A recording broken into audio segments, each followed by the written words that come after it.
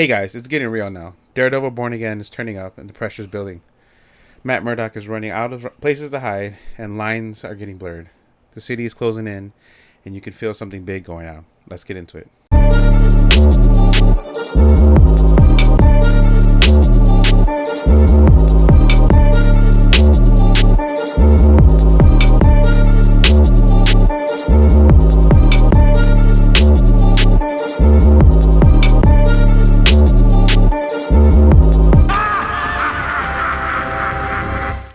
What is up, everybody? Welcome back to Till the End of the Line podcast. I am Foggy Nerdson, and always with me, Matt Murdock. That's right, and we are back talking about Season 2, Episodes 2-5 of Daredevil Born Again. Yes. It is getting good. Crazy. This is blowing me out of the water, because I was expecting the season to be good, but one thing I wasn't expecting is how much story building and storytelling that they're doing in just the first half of the season. Yeah. I thought it was going to hit the ground running with him getting allies and then going after the anti-vigilante task force and Kingpin. But that's not the case. No. They're building story and we're getting background, we're getting flashbacks, and I'm here for it. Yeah. It's doing as good and better than season 1, in my opinion. Yes. I think it's better than season 1. Yeah, absolutely. I agree, because we have more story being told. Yeah, for sure. But we are going to dive much more into that in a bit. But first, we got a bit of nerd news.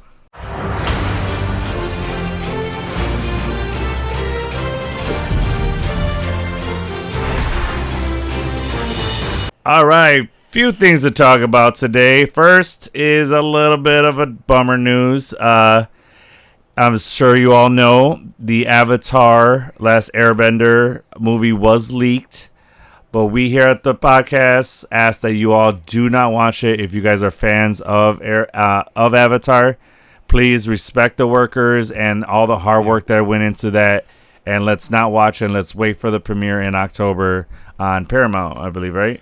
I don't even know. Yeah, well, I think it's Paramount. We are hoping that it does, with all this happening, they do change their minds and give it a theatrical release, because I think this movie warrants that. Yeah. I think it'd be great in the theaters with that atmosphere and going with fans that love Avatar.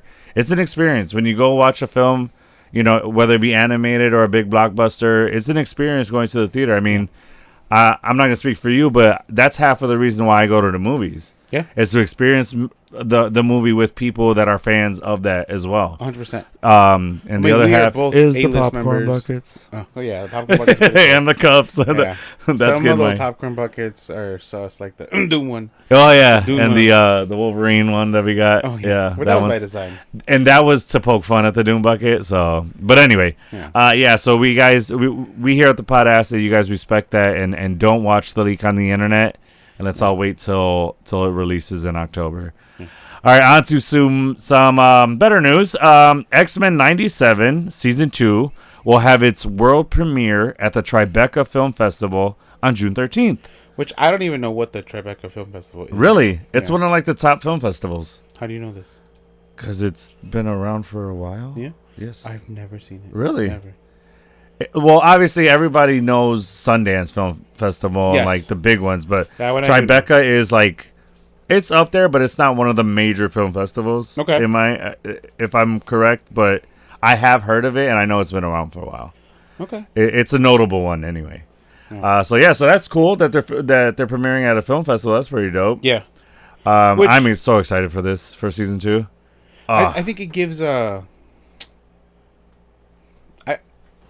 it's giving the same hype and vibe when they posted the last 3 episodes were all released for an hour and a half of Dragon Ball Super during the Battle Tournament. Okay. And they in Mexico, they had all gathered in Mexico City, and they had TVs all over. It looked like Times Square, but they built jumbotrons. Yeah. In the whole world, when they dropped it, everyone fucking watched. That's awesome. It was so cool. That's really cool. Yeah. I wish I would have gone to that. That sounds like an amazing time. Yeah.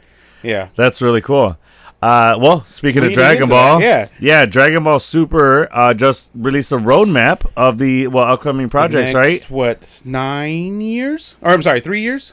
Oh, wow, 9 years. That'd be insane. That'd be crazy, yeah. But yeah, why don't you let them know about the projects? As you know, Toriyama, the original creator, has passed away. Yes, unfortunately. And he had an initial vision. Okay. So the person that took over this is leading honoring that vision. Yes, nice. And that's why nice. A lot of the things that we've already seen is either basically being like almost like digitally remastered. I guess okay. Oh, right. And it's being retcon too, right? Some of the stuff. Some things will be retcon. We'll see what happens. I don't really know how Daima is gonna tie into it. Okay. It could just be a nice little cool project that they did. No. Have you seen or have you watched Super? All of it? Not all of it, no. Did you see the Future Trunks saga? That part of it in Dragon Ball Super? I believe so. I do remember some of... with Goku Black? No, I don't. Okay, no, so he wears this thing, it's like a time ring. Okay. And then after they like kind of like snip this time ring, similar to like how they cut branch timelines in the TVA. Oh, yes. There's a time ring, and whatever happens there, they take their ring and they put it in a box, and it kind of just stays locked off. And okay, it exists, but it doesn't get erased essentially. Okay, but they stay on their current timeline. Oh, so whatever events and things like that happen, it kind of controls it. Gotcha. So some people are theorizing that the Daima thing could just be one of those. One of the branch timelines. Okay, correct. Cool. That makes sense. Yeah, but the first thing they're gonna remaster is Beerus, which is when he first comes, which we've talked about on our previous episodes. Yeah, correct. And then they're gonna digitally remaster the Resurrection of F movie, which is the Frieza Resurrection of Frieza, and Universe 7 saga, which is a small tournament that happens. Okay. Then the Future Trunks that I was talking about. Then Tournament of Power. Okay. And then they're gonna redo the Broly movie because the original script for the Broly movie was like almost 3 hours long. Oh wow. I don't think they'll drop a 3-hour anime. Yeah, but I enjoyed the Broly movie. I thought it was really good. Me too. But he's a fucking beast. Yes, he is. Yeah.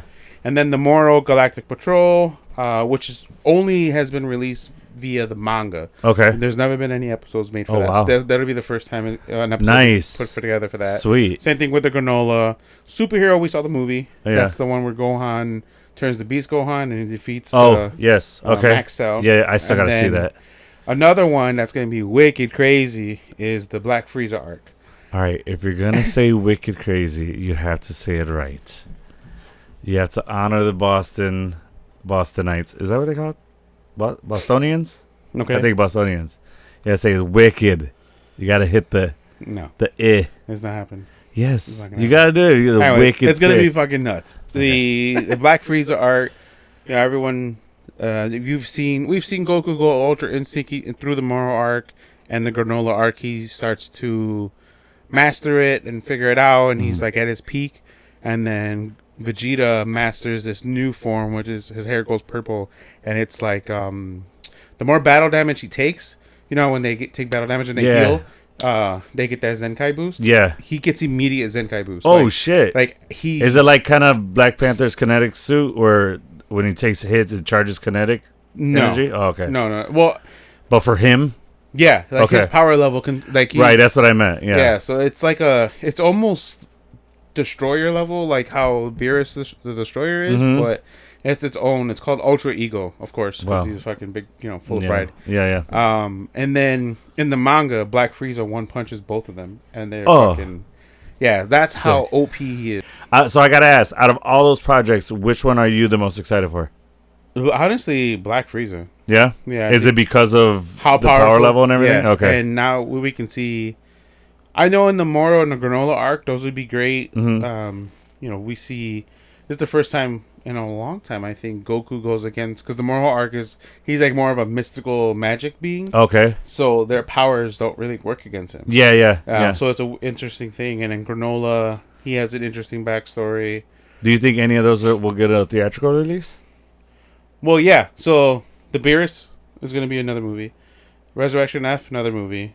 No. But I meant like released in the theaters. Yeah. They're gonna these are all in theater releases? No. I'm telling you which ones are movies. Oh, okay. So Beerus, Resurrection F, Broly. Okay. And then Superhero. Okay. Those 4 are already movies, and they're going to remaster them as movies. Right. And tell the manga. Okay. So they'll be coincide. Yeah. But my question is, do you think any of them will be theatrical releases? Yeah, all 4 that I just mentioned, I think. Oh, okay, nice. All right, then. Yeah. Well, we are definitely looking forward to that. I would not mind if they did a theatrical release of the Black Frieza one. Yeah, I think that'd be sick. Yeah. That'd be a great experience. 100%. For sure. All right, so stay tuned. We are going to give you guys updated news on that for sure, because I know this guy is going to be following that very closely. 100%. So next bit of news. Sony just announced a Netflix series following Tobey Maguire's Peter Parker after the events of No Way Home, Hell to the Yes. Yeah. I'm so glad that they're doing this. I think and I feel like if fans are going to react to this the way I think they are, I feel like the next step would be to do Andrew Garfield's. Either follow his events from No Way Home and set up him meeting MJ, or show us what happened. Give us the Amazing Spider-Man 3 storyline. Show us what happens when he stopped pulling his punches from Gwen Stacy's death till No Way Home. Show us that gap. I'm game for either one. Wait, so it's going to be a series, right? Yes, this is a Netflix series, yeah. So I'm guessing an 8-episode, 6-episode deal. I mean, maybe I guess 10. They have the budget to do it. Like they're a big company. If it's Netflix, Netflix does superhero series really well. I don't disagree. I give you examples of Daredevil, Jessica Jones, Luke Cage. Which, by the way, by the time you guys are watching this, Jessica Jones would have released in episode 6 now. Yes. So she would be coming out in Daredevil. So excited for that. I was this close to meeting Kristen Ritter, and I'm very sad about it that I wasn't able to. But anyway, I can now say that I've been in the same room as Elizabeth Olsen, so that's pretty cool. Whatever. I think it's a meter, but still. I'm jealous. Anyway, so that is the news. We got 2 rumors to talk about today, which I think are pretty cool rumors. First rumor, Sydney Sweeney is rumored to be Lady Deadpool in Secret Wars and would have a new design so that it doesn't relate to the version we saw in Deadpool and Wolverine. Yeah. This is interesting, and I think she could play Lady Deadpool. I think I could get behind that, her playing that role. Yeah. She can get sarcastic wittiness. She can give us the like seductive Lady Pool kind of like smartass kind of character. 100%. And I think if she did this role, it would allow us to see her in a more mature role and not just playing that super young, like. Have you not watched her other movies? Girl, yes, but she's. Housemaid, what I'm saying, she's not young. But what I'm saying is most of her roles, people see it as the young girl that's like the girlfriend, or you know what I mean, like not a mature seductive person. Like she's done roles like that, but people don't think of her that way when they think of her movies. I'll tell you, they think of Euphoria. There's 2 reasons why they think of her. Why is that? Well, yeah, obviously.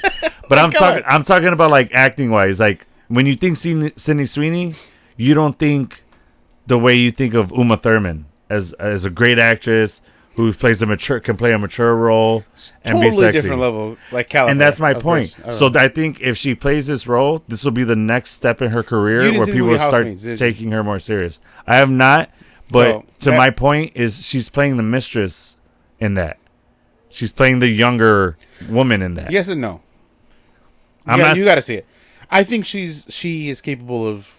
I wouldn't say she has range, but she's capable of doing more. That's what I'm saying. More. And this role will give people the opportunity to see that she is capable of doing more and being more mature. Because of the roles that she's already done. Yeah. So she's done Housemaids. Yeah, Euphoria was that young whatever. And she's like this latest season. Madam Web, fucking all like most of her other movies. Her role is the young woman in it. You know what I mean? 2, a show and a movie. Mm-hmm. And then she was in another one. I can't think of it. She's actually has a lot more mature roles than you realize.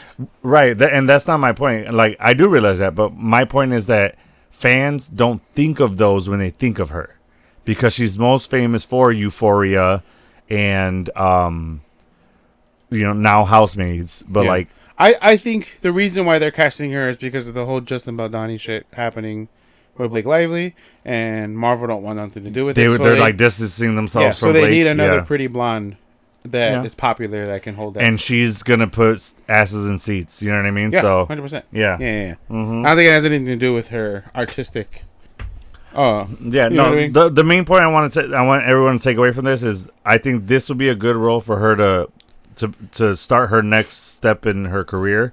That's what it was. It'll the boxing open movie she did. Which one? That boxing movie. Tanya. Yeah. She fucking killed it in that one. No, not Tanya. No, not Tanya. She was in The White Lotus. She played the Olympic boxer. Handsmaid.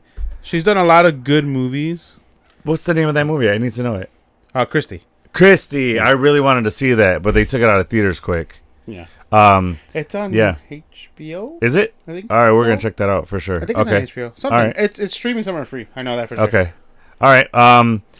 Last rumor: a new actress is set to play Natasha Romanoff's Black Widow, and everything seems to indicate that Margaret Qualley will be that actress. I'm not against it. She looks phenomenal for the part. Like, she looks the part. Yeah. She looks like she could play Natasha Romanoff really well. Yeah. And I seen what I'm going to assume is an AI image of her in the Black Widow suit. Oh, yeah, 100%. Well, yeah, it is, because that's Scarlett Johansson's pose of Black Widow. Yeah. So, but it showed her as Black Widow, and she looks great. She looks like Black Widow. I guess I didn't share with you guys. What's that? There was, this is maybe another rumor to add to it. Mm-hmm. There was a rumor that they're trying to strike a deal with an alternate Black Widow that ScarJo can play. I did hear this. She's in like a symbiote suit.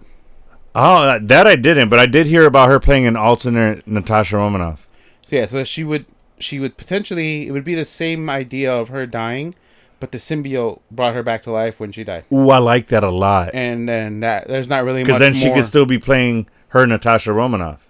Correct. But yeah, I like that. All their timeline.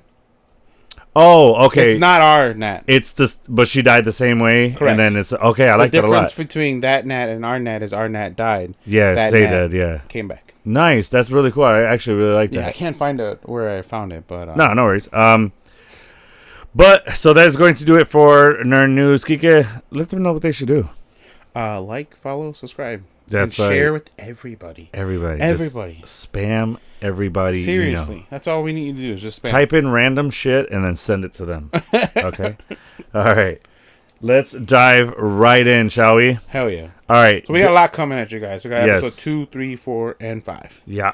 All right. So it's a jam-packed episode, so let's get to it. Get a snack, and let's go. Let's do it. All right. Daredevil Born Again, Season 2, Episode 2, Shoot the Moon. Yes. 7.9 out of 10. And in this episode, Matt Murdock is still playing it smart, staying hidden, staying controlled. But Fisk, he's done waiting. Instead of chasing Daredevil, he sets a trap.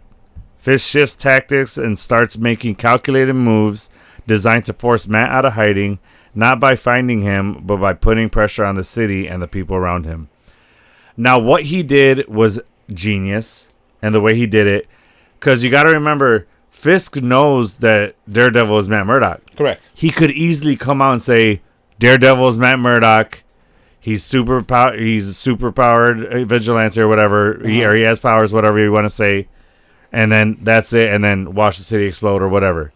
Correct. But he's playing it more strategic, and he's finding a way to go after both Matt Murdock and Daredevil.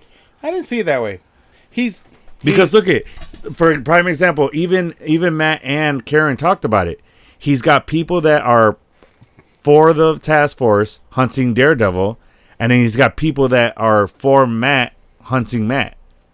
You know what I'm saying? Like, he's got both sides hunting for each person. Because he has to catch Daredevil and kill Daredevil and not reveal that Matt is Daredevil. Right. Because since Matt Murdock publicly last season saved Kingpin, that means Daredevil saved Kingpin. Right. So he has to fake that Daredevil murdered Matt Murdock. Exactly. And they're not the same person. Exactly. So that's the angle he's playing. He's doing it because he can't let the truth come out. Yeah, because it makes him look weak in his eyes. And if it gets out that Matt is Daredevil, then Daredevil saved Fisk, then his whole stance against vigilantes goes out the window. 100%. Because then everybody's going to be like, well, the vigilantes just saved your life. Yeah. Why are we going after the vigilantes? They're doing good. Yeah. So he kind of screwed himself that way, but he's figuring out like a genius way to get out of it. Yeah, he's like, you know, the infomercial with like the big tub and the water starts coming out and the guy keeps spraying the fucking spray thing. Yeah, he's like slapping the thing. He's like fucking stopping all the leaks right now. But he can't hold on much longer. Yes, it's gonna explode.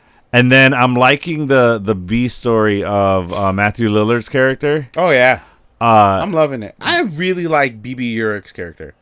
Yeah, she's doing great. She's a fucking G. Dude, she is putting her life on the line. I mean, if you're talking about Kingpin making moves, this girl's making moves of her own. 100%. And she's doing it on the street level. So, like, and she's making stuff happen. And it's and using people like pawns. Yeah, man. What do you think the faith of her is going to be? You think she's going to make it out of this season? I think she is, because I think Karen is going to... die? No, I think Karen is going to come in at a crucial moment for BB and save her from Kingpin and what's his name? The dude that's her inside guy that doesn't know it. What's his? I always forget his damn name. Oh my god, the dude with the lisp. Oh, the chunky dude? Yeah. I don't remember his name, but yeah, his like social media person. Was that Daniel? The deputy mayor, Daniel. Yeah, Daniel. Yeah. Yeah, thank you. Yeah, I think Karen is going to Karen or Matt is going to save her from them two, because like we've been seeing, she keeps leaking shit that nobody's supposed to know besides Kingpin and his immediate and Daniel's team. Starting to realize that it might be BB, and I think that is going to catch up with her, because she cannot help herself but leak that stuff because she needs it for the stories, and she's trying to unmask Fisk as, you know, Kingpin, or to show people that he's still up to his Kingpin ways, and I think it's gonna catch up with her, and they're gonna have to come in, or as like you said, I think she's gonna be killed. It's gonna go one of those two ways. I feel like I want her to live. So, same. I think she's a vital character to this show. I think she is. I think she's a vital character. No, yeah, 100%. Yeah, I'm saying I don't think she's gonna live. Oh, I will tell you this: if somebody has to die, she's a great character to do that for the story. You know what I'm saying? But all right, so let's move on. So it's not a hunt anymore. It's more of like a lure, like a trap now. He's trying to trap the vigilantes instead of just all out going after them. 100%. Especially with Bullseye. He's not, because he knows if he goes after Bullseye, he's just sending guys to their death. Yeah. Bullseye cannot be catched. He has to be trapped. So Fish is changing his... You might be upset about this. Uh-huh. I think they're setting up Bullseye to be part of the Dark Avengers. Okay. No, I'm not upset. That actually makes a lot of sense. In the Dark Avengers, he takes on the mantle of Hawkeye. No, that tracks. That makes sense. So they give they think it's the original Hawkeye. Oh, I didn't know that. Yeah, but he's essentially the evil Hawkeye. Yeah. If Hawkeye went bad, but just with everything else. Yeah, Hawkeye's bow and arrow. This dude will fucking throw a pen cap at you and kill you. Yeah. Tooth. Yeah. He literally is. He used a lobster claw to kill people or something. Oh my god, that's right. It's a diner. Yeah. So Fist is changing strategy, less brute force, more psychological play. Deliberate setup designed to draw Daredevil out. Matt's resisting the urge to step in at first. Innocent people being used as leverage, as we said. The tension of, do I stay hidden or do I step back into the light is a heavy theme this first half of the season. And I'm liking the way Matt is handling that. Yeah. Because he could very easily step out and just start daredeviling and going after the Vigilance Task Force head on, but he's not. He's making moves himself. Wait, who? Matt. Yeah, but with episode 2 opening up, like, and Cherry in the cross lines, I think this is why he's really. Why do you think Bullseye saved them? Perfect example. He touches on it in the latest episode because he has a mission to balance the scales. So he knows what he did when he killed Foggy. I know. Was wrong. So because he saved Daredevil, so he can show Daredevil that he's trying to atone for killing Foggy by killing Vanessa. So he's trying to balance the scale, and the only way to do that is for Matt to see that. Right. But what flipped? What switch flipped for him to be like, I gotta make it right? What was the breaking point? When he didn't die, when Daredevil shoved him off the thing, when he lived. Oh yeah, he did say that. Okay, we're getting too far ahead. Because they don't have that conversation until episode 5. Right. Yeah, 5. Okay. But they were alluding to that with him coming back each episode, like him going after Fisk. It was kind of alluding to like, well, why is he going after Fisk? It's like, oh, he's trying to make up for what he did. He's trying to go after the people that made him do that. That's how I saw it anyway. Okay. All right. I did it at first. Okay, fair enough. But it makes sense. Yeah. So this one, Hero's Dilemma is protect yourself or protect others, which is heavy in the latest episode. Yeah. Patience versus impulse. And villains forcing the hero's hand. So Fisk didn't go looking for Daredevil. He made Daredevil come to him. That's a pretty next level strategy. If you're going after somebody to turn the tables and be like, nah, you come to me. Yeah. You know what I mean? And I feel like nobody else could do that but Kingpin. Well, I don't think he'd be able to do it if he wasn't mayor. Yes, very true. It's very true. The position that he's in now as Kingpin and mayor. Yeah, it helps him achieve those things for sure. Yeah, it's scary. It really is.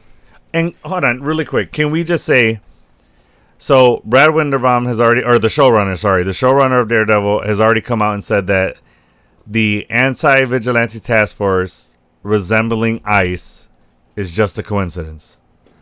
We know that's bullshit. Yeah, I don't believe it. But nice saving your ass. Way to save your ass with Disney. Yeah, we get it. Not get canceled. But they knew what was coming with America's politics and what was happening with, what was going to happen in America. But what I liked what they did with it, because it makes the show very relevant, and it gives us it helps us relate to it a lot, and I think that's part of the reason why it's doing so well right now. 100%. So we just want to say that. Until the mall season came out. I mean, I've got half the shit here. If you want to start Vigilante with me, let's do it. I've got half the shit. You've got the cowl already. I've got the clothes. Let's do it. A couple pounds to lose, and we'll get there. Let's start our training montage right now. We can get that knee clamp thing that Batman had. Yes, we fucking let's go. Send it. Yeah, full send. Seriously. Let's go, dude. I'm already coming up with plans like getting rubber bullets, going after them like Hit Squad. Not Hit Squad, but like when they go to get people and protecting them, like real bullets. Neighborhood fucking watch kind of deal. Anyway, that's just fantasy. Anyway, okay. So, is Matt stronger staying hidden or weaker for not stepping in? I think he's weaker. Really? I disagree. I think he's playing it because he has to play it safe. I think he's stronger for the reason that by being hidden, he's able to make these moves happen. He's able to strategically make these moves without having to hide or fight off the vigilante force while doing this. And for that reason is why I think he's stronger for it.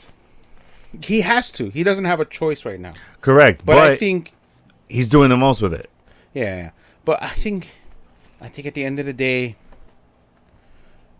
Matt's real moral mission as an attorney of law, that's going to do more damage and hold more water than the vigilante work is up front right now. Absolutely. Yeah. You know what I mean? So long term, it's like for this half of the season anyway. Yeah. It's like Harvey Dent. Like that's why he couldn't.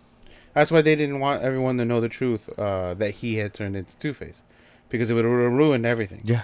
You know what I mean? So there's a lot of parallels to Batman I'm noticing with this. Well, yeah, there was Daredevil was there was Marvel's like answer to. Really? Yeah, but it just never took off as popular. Okay. It has depth and story, and that love actually does make a lot of sense. But it wasn't. Batman's way more popular of a character. Yeah. But the true diehard comic readers and the people that love Marvel, see the symbolism between the two. No, they see the value in Daredevil. That's why Daredevil got its own show. Okay. Because that's true. Matt's legit. Oh He's yeah. a fucking blind lawyer that became a vigilante. Yeah. Super original. It doesn't exist anywhere else. There's no other story like that either. Which I think is why it's so popular. Yeah. So at what point does staying in the shadows become selfish? That's where I'm going with it. Okay. Like I get he has to go and pay the piper, I guess. At some point. As Matt, he can't just be... He did leave his fucking partner high and dry with the law firm. So, yeah. And he's too smart to realize that he knows Fisk can't reveal that he's Daredevil. Because it would go against everything. No, he could have played the angle, and he could honestly parade in front of Fisk. I feel like he does know that because they even talked about it. He goes, "Oh, he's smart by having them go after both, like one half of the population go after Daredevil, and the other half go after Matt or try to find Matt." Right. So I think he knows. I think he's starting to figure out what Fisk is. No. Doing. I'm not saying that. I'm saying that Matt. He should play that to his advantage, being like he should be able to parade in public. And right, yeah, because okay, I get what you're saying. He can't kill him. Yeah, I get what you're saying now. Yes. Okay, last question: is this the smartest version of Fisk we've seen yet? Oh, 1,000. Well. Fucking, that was a guitar riff right there.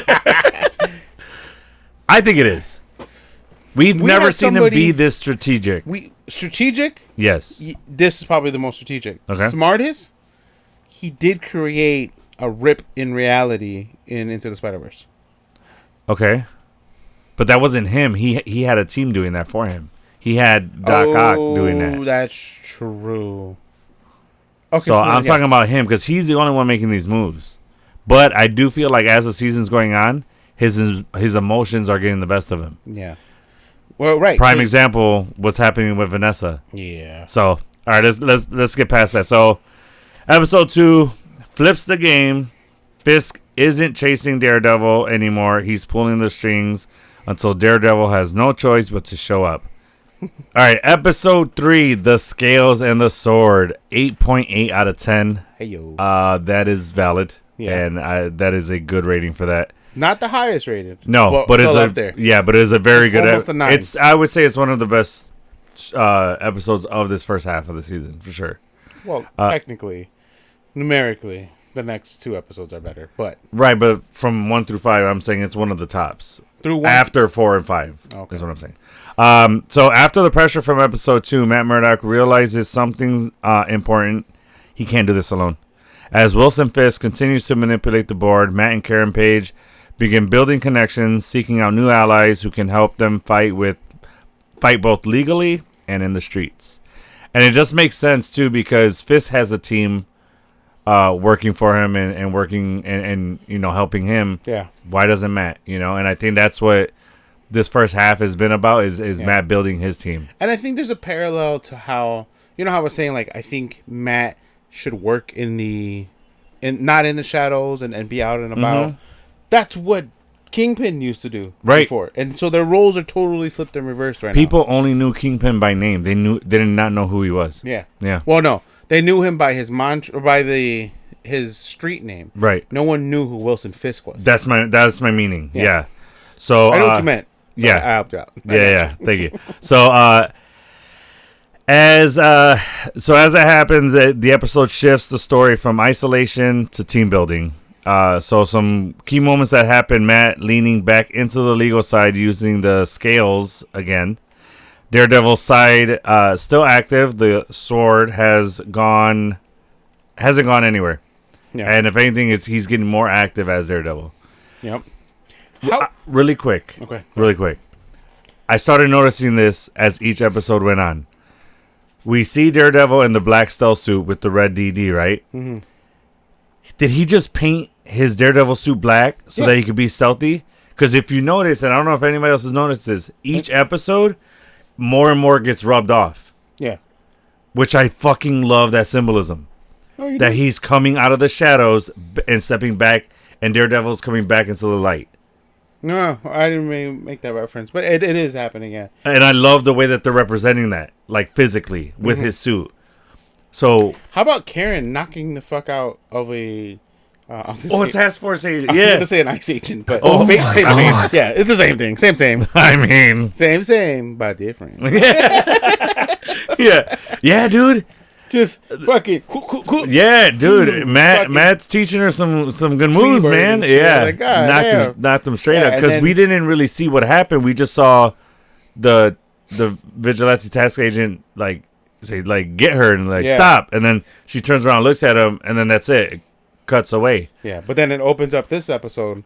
She's got him tied up in a chair. Yeah, that's flashback. It flashes back to her fucking boom, boom, boom. Yeah, we see it happen. Yeah, but not till the next episode. Yeah, because we don't see it. We don't know what happens until like Daredevil's waiting, and then she shows up. Yeah, because he lost contact with her. He didn't know where she was. So I'm assuming that they have a, like a go spot where you go to if you guys separate. Yeah, like this is our meeting spot after this. The go-to spot is Punisher's old lair. No. Where he waited for Karen, and then they went there. Like it was like a steps, like a stoop, like a few stairs down. He was waiting there off the sidewalk. I meant like that's the spot where they meet up, and then where they, you know what I'm saying, then they leave. That's fair. But yeah, it's Punisher's old spot from season 1, where Matt and him had that fucking. He's like, how about Foggy? Foggy get life? Oh, where he talks about his son and dude, that we got to bring that up again because that is one of the most powerful moments in an MCU show that I've ever seen, and I absolutely love it. And what's even crazier is we wouldn't have gotten that had it not been for John Bernthal refusing to come back unless they got that role right. And then they fired the writers, brought in writers that appreciated Frank Castle. And I even think they even let John Bernthal write too, right? Yeah. He got a writing credit, right? So, man, like, again, hats off to John Bernthal for that because he really embodies Punisher. He's one of my favorite castings. Yeah. RDJ. Obviously, RDJ, Chris Evans, you know, all the OGs, obviously. But Charlie Cox, John Bernthal, hell, Karen Page. She's fucking phenomenal as Karen Page, the actress playing her. Vincent D'Onofrio. Oh my god! All of these are what you aim for when you're casting. I gotta say, all of the street level New York villains and heroes have been spot on, with the exception of Danny Rand. But see, here's the thing: I don't blame him. I blame the writing. Yeah, fair. They 100%. Did not write that character right. And that's why I'm hoping he gets to redeem himself in this. No, I'm saying in the eyes of the viewers. Oh. I hope they don't hold him to the Netflix Danny Rand. Well, because I know Disney's the one behind this, I have faith. So yeah, I think he'll pull it off. Yes, sure. I believe so too. Yeah, I believe with this writing, yes, he did. Yeah, he swolled up a bit. Yeah, man. All right, so back into it. So Karen stepping up, helping identify and connect with new allies. She's really the one, like, getting the allies to Matt. Correct. And making the moves for him. So I'm loving that role she's doing. Horrible wig that she wears. I'm not gonna lie. The red works for her though. It works. It goes with her. I mean, that wig doesn't. No. But the color on her looks great. I think she should go. Trash. I think she should go red.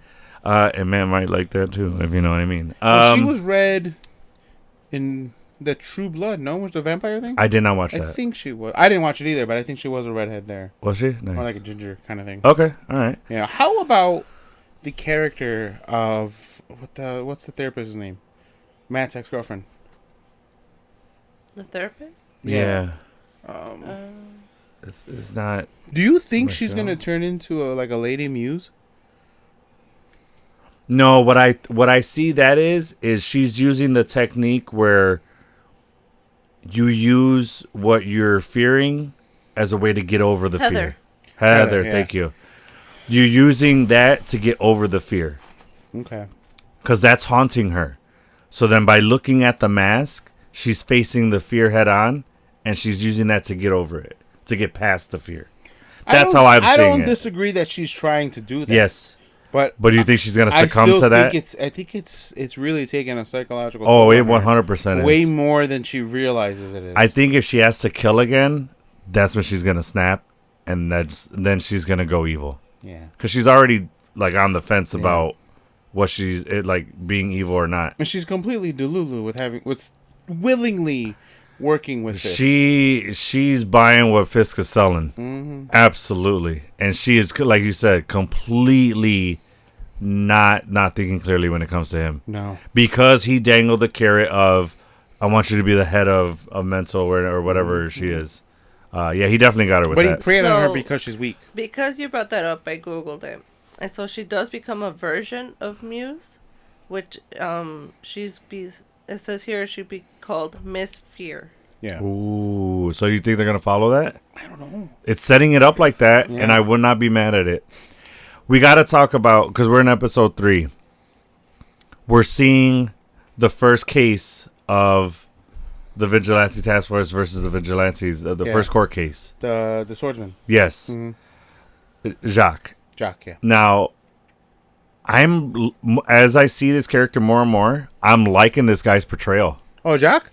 Yes, this guy's doing a phenomenal job. Yeah. 100%. I just wish him in Hawkeye. Oh yeah. I just wish we got to see him as the swordsman more, as the vigilante swordsman. I think season 3 we're gonna. You think he's gonna come back? Because I think we're gonna get a team of like defender situations. Mm-hmm. Oh, crazy! Something I stumbled upon. So if you guys Google the Sokovia Accords, the Sokovia Accords. Matt Murdock is listed as Daredevil. So the U.S. government knows that he's Daredevil. What? Yeah. So during Civil War, they've retconned it. Because they've been repealed. Yeah. The Sokovia Accords has been repealed. Yeah. Yeah, and it's in there. And it's in there that Matt Murdock is in the official Marvel. What? Yeah. That's insane. That's so cool. Total random something that I came across the other day. I don't even know how I stumbled on it. Yeah. So I looked it up. I was like, no fucking way. That's cool. Yeah.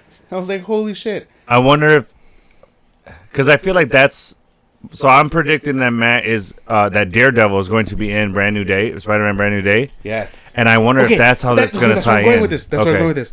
I think that is how, because the Sokovia Accords that were presented to the Avengers, Tony had access to that. Right. I think that's how Tony found out who Peter Parker was. And then that's how he sent Matt to Peter when he was in legal trouble? I'm with it. 100, and it all connects. Yeah, that's how happy happened. Yeah, that makes a lot of sense.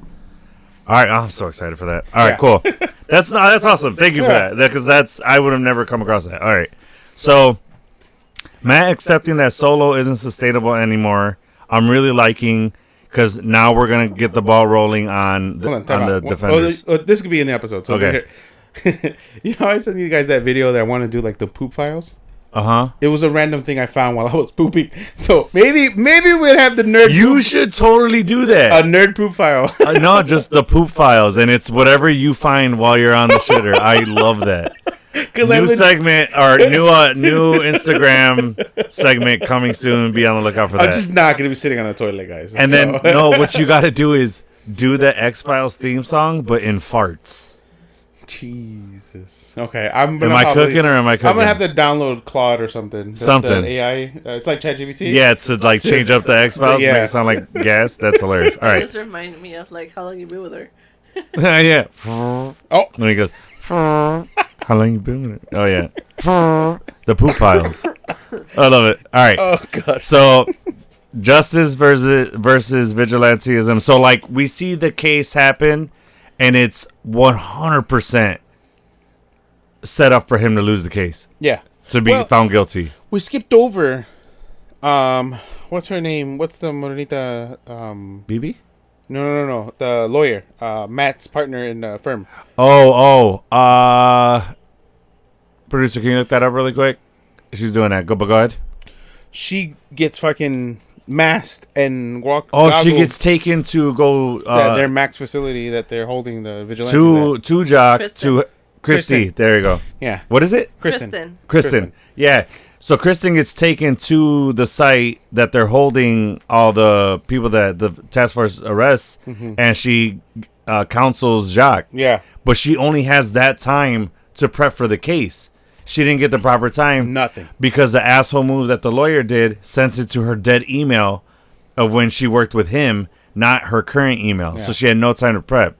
Dick move. I was like, but... that was by design. But, yeah, but I'm like, but smart for your end. Mm-hmm. But anyway, so she gets taken there, and she's only hearing things and noticing things, and it's very important that you remember that. So then she gets there, she talks to him, and he knows from the jump. He's like, this is a facade. Yeah. He's like, this is for show. there's no way I'm winning this. It's set up for me to be guilty. Mm-hmm. And then he even says those lines. I don't know if you could look that up. Of when he gets found guilty. He's like, I think he says something like facade or facetious or something. Like, he says something. And he basically says, like, this is all for show. And this is to set up the rest of the, like, cases. Yeah. So it's meant to be for the people to see that Fisk is what he's doing is working. So then he gets sentenced. It's essentially the first witch hang there in the Salem witch trial. It is exactly that. It is exactly that. See it go up in flames and then it worked. And yes, it is 100% that. Yeah. So he gets taken back, and then is this where Daredevil? Oh, so Karen and Matt interrogate the task force officer. Yeah, and they get the fucking key card because he is not one of them, and he went to Karen because he wanted to help her. Yeah, but he's too scared to leave because they'll fucking kill him. Because he says you're either in or you disappear. Yeah. So that's why he's on the task force. So he gives them literally the layout and the rundown of how they operate. He's like, the code changes at midnight every day. Yeah. So he's like, you have so and so hours to get in there, and then so that happens, and oh my god, that was the funniest shit when they were interrogating him. He's like, "Are you lying to us? Are you lying to us? I don't believe you. I think you're lying." And he goes to Karen, "He's not lying. He's telling the truth." I was like, "What the fuck?" I was like, "That's fucking hilarious." Because he can tell because of the heartbeat. Yeah. And then is it this one where Daredevil goes to speak to Kristen, or is that the next episode? That happens next, right? I'm not sure. But what I wanted to talk about is so after that happens, right? Mm-hmm. From this episode is where I thought Buck knew that Daniel was the leak. Okay. Well, technically he wasn't. Correct. But he's the weak link where the leaks are coming from. He is where the leak came from, but he isn't who leaked it. 100%. Yeah. Right. So okay, I get what you're saying. And he's being played by BB. Mm-hmm. Yeah, I think Buck is a badass. 100%. This dude is sick with it. And it's crazy. Oh, it's not this episode. It's a little further on. That Wesley brought him on. Yeah. Yeah. He literally found his... He literally... Even though Wesley's dead.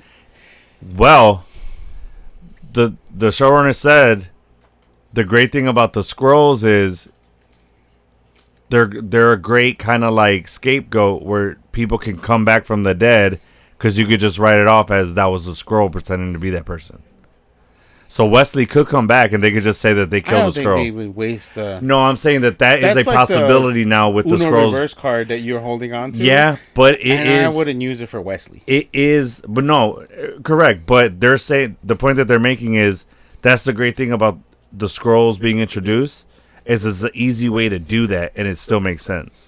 Yeah. It's an easy way to bring people back, is what they're saying. But I don't think they should, because I don't think Karen Yeah, don't just do it every single fucking time. No, yeah, 100%. But I don't think this could be the case, because I think Wesley should stay dead, because it makes Karen's characters...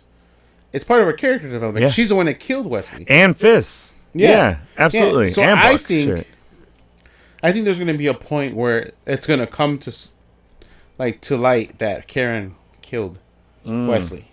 And Buck or Fisk are gonna go and target Karen because they're gonna find out. I can see that happening. Yeah. And that's why I don't think it'll happen. With the Skrull, because there's too much. No, I didn't say that was a possibility. He just used Wesley as an example. Right. So, all right. So this episode literally titled "Matt has to choose between the law and the mask, or finally balance both." Karen isn't just support anymore. She's becoming a key player in the strategy, and I'm loving this evolution, Karen. Yeah, I'm loving it. Absolutely. But that's why I don't think the whole Skrull thing will do anything with Buck. I think Wesley's gonna... Yeah, I don't think Skrulls are gonna play a part in this Daredevil show at all. No. Are these new allies going to help or complicate things more for Matt? I think they're gonna help, because I think he's gonna have specific jobs or tasks for each ally. Yeah. Is this moment Matt realizes being alone was never the move? I think so, because he was... The whole Netflix series was about him doing it alone. Yeah. With the exception of when Punisher helped and and Elektra. Yeah. Jessica Jones. That was when he started to realize, oh, maybe having help is better. Yeah. So episode 3 is where Daredevil stops fighting alone because the city's too big, the enemies are too smart, and one man isn't enough anymore. Yes. Episode 4, gloves off. Well, before we go into 4, at the end of 3, he takes the key card, and he releases Jacques from the prison. Oh, that does happen in episode 3. Yes, you're right. Okay, so great. I'm glad that happened in episode 3. So let's talk about it. Yeah. So he breaks in, but before that, he talks to Kristen, and he's like, "Tell me everything you can about when you were taken there." Yeah. He's like, "Just tell me everything." So she's like, "Well, they had me masked, but I kept hearing this. When I went down the stairs, they sounded metal, but it sounded like an open room or whatever. It sounded metal stairs." He goes, and she's like, and then I heard pigeons, and then this was all giving Matt clues. Yeah. So then he goes in, and he gets to a point where he hears the watch that he planted in one of the supply crates. Yeah. He hears the watch, but then on the other side, he hears people begging and pleading to be free, and he hears crying and all that stuff. So he makes the choice to go help them rather than go for the guns and reveal the guns. So he goes and helps, and when he does that, one of the badass scenes of this season was him breaking them all out, and then him and Swordsman taking on the task force and helping free them. The way that this shit was shot was dope as fuck. Yeah. It was so cool. It was suspenseful. The action was very strategic and very well shot. And I enjoyed every second of it. And I loved seeing Swordsman do his thing. And, like, he was using shit that, like, didn't Matt, like, break off a rebar or something and give it to him to use? So, like, the Swordsman, it's not just a sword that he can use. This man can use any weapon. Yeah. Like, he's very versatile. Well, which is, like, most swordsmen, any type of stick, weapon, whatever, can be, it's an extension of them. Yes. You know what I mean? And this guy's sick with it. He had some moves, man. I was like, hell yeah. I was hoping that he was going to join Daredevil right then and there. Like, be on the team. Oh, I think he's gonna. He is, but not right now. No. But right now, he did say, like, he needs to step away because he was locked up for how long? 6 months or something? Or like some crazy amount of time? He's still wearing the same suit? Yeah, he's like, I have to go shower. He goes, but I gave Karen an account. Yeah. Use what you need when you need it. This man just wrote him a blank check. Yeah. And the thing I like is that was a sign of respect because he knows Matt's just not going to use the money all crazy. Daredevil. Right. Because he doesn't know that Matt. Correct. Yeah. So he knows that Daredevil isn't just going to, fucking bleed that account dry or, just use it for crazy stuff. So I like that relationship that was built there. Mm-hmm. And I think, like you said, I think that relationship is going to progress more next season. Or maybe at the end of this season. Yeah. How about, what's her name? White Tiger? Yeah. I told you she's not going to get the costume this season. I called it. You didn't believe me. I said she was at least going to wear the medallion, and she did. And I agreed. She's basically wearing the White Tiger suit without the mask. She's got the white hood up. She's got the medallion. I said she's not going to wear the suit. You said that also. I'll play it back. You said she's not going to even wear the medallion. You said it's not happening this season. And I got you. She's not using the powers. The powers they're not activated. Yes, they are. When she wears the medallion and activates it, that's how she was able to move so quickly. And you think that the size she is, that she could puncture that tire like that without powers? With a knife? Yeah, she had to strike it. It was a 3/. Bro, she has powers. She's not using them the way White Tiger was because she's just getting them. When you don that medallion, it activates powers. That's how she was able to move so stealthily and so quickly when Karen was like looking for her. Yeah. And she ran. She can't move that fast like that. She's also tiny. But still, it was still speed and agility she was using. Think so? Yeah, I guarantee it. I'm sure they're going to allude to it, but I don't think she has powers right now. I say she does. I think, and I think we've seen it. We may not have seen it like full front, in your face, but we've seen her using the powers for sure.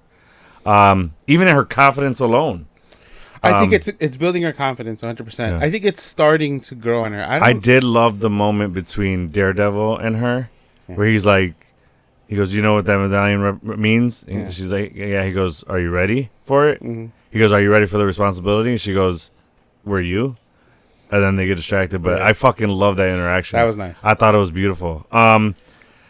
So episode 4, gloves off. The chess match is over. Now it's getting personal. Oh, yeah. Fisk steps fully into the spotlight, takes to the ring, meaning he's no longer working behind the curtain. He's owning his power publicly. At the same time, and he's disguising it as a charity event, which I love the little BB report of her as Kingpin. Which, by the way, did you see that coming? Did you think it was her? I think so. I thought it was either BB or, like, crazy twist, it was his chief of staff. I thought it was Daniel. You thought it was Daniel? Time it was Daniel? That'd be wild. That'd be a crazy ass twist. That's what I thought. That'd be fucking balls. But right before she took off the mask, I'm like, it's BB, and then I was like, hell yeah. Is she doing the voice? Is she doing the voice in post? Probably. Or is she just making the voice while she's talking? I don't think so, right? I think she's making the voice. Well, this episode opens up with Bullseye with this crazy routine, like his morning routine. Oh yeah, he works out, makes one single sunny side up egg, and then fucking flips it without looking. Like, I'm good. I can cook really well. I gotta say, Bullseye's powers are really fucking cool to see him using it for everyday tasks. Yeah, it's pretty cool. And it's making me like coin thing. It's making me like his powers more and more, and it's making me like the character more and more. And I love that he cooked the egg and gave it to the cat, which I didn't think cats can eat things cooked in oil. They cannot. So they fucked up. But anyway, unless you use like avocado oil or something. Yeah, right. But anyway, avocado oil, that'll kill him. That's really yeah. Well, they can't have avocado. So. Don't feed your cats avocado. I'm pretty sure they've eaten avocado. Ooh. Not on purpose, because like it's foul. Right. Then, like a little lick of whatever's on the floor is fine, but like actually eat the avocado, it's like chocolate to them. Yeah. It's really bad. Anyway, but it was nice to see that he's building like a little life and being, friendly to the neighbors, taking care of the next door neighbor and the cat and all that. It's really nice. Yeah. But then he goes to a church and essentially threatens the priest. Well, that was in the previous episode. Was that? Okay. Yeah. All right. This episode, that was like... This is where he goes to the diner. Yes. This is where he goes to the fucking diner. Yes. Goes to the diner. And says, what are you famous for? Yeah. She's like, the milkshake's really good. He goes, I'll take a strawberry milkshake. Gets the milkshake, calls the task force hotline, says he sees Frank Castle. He's like, oh my God, he's got a gun. And then hangs up. Then here comes the task force, busting in.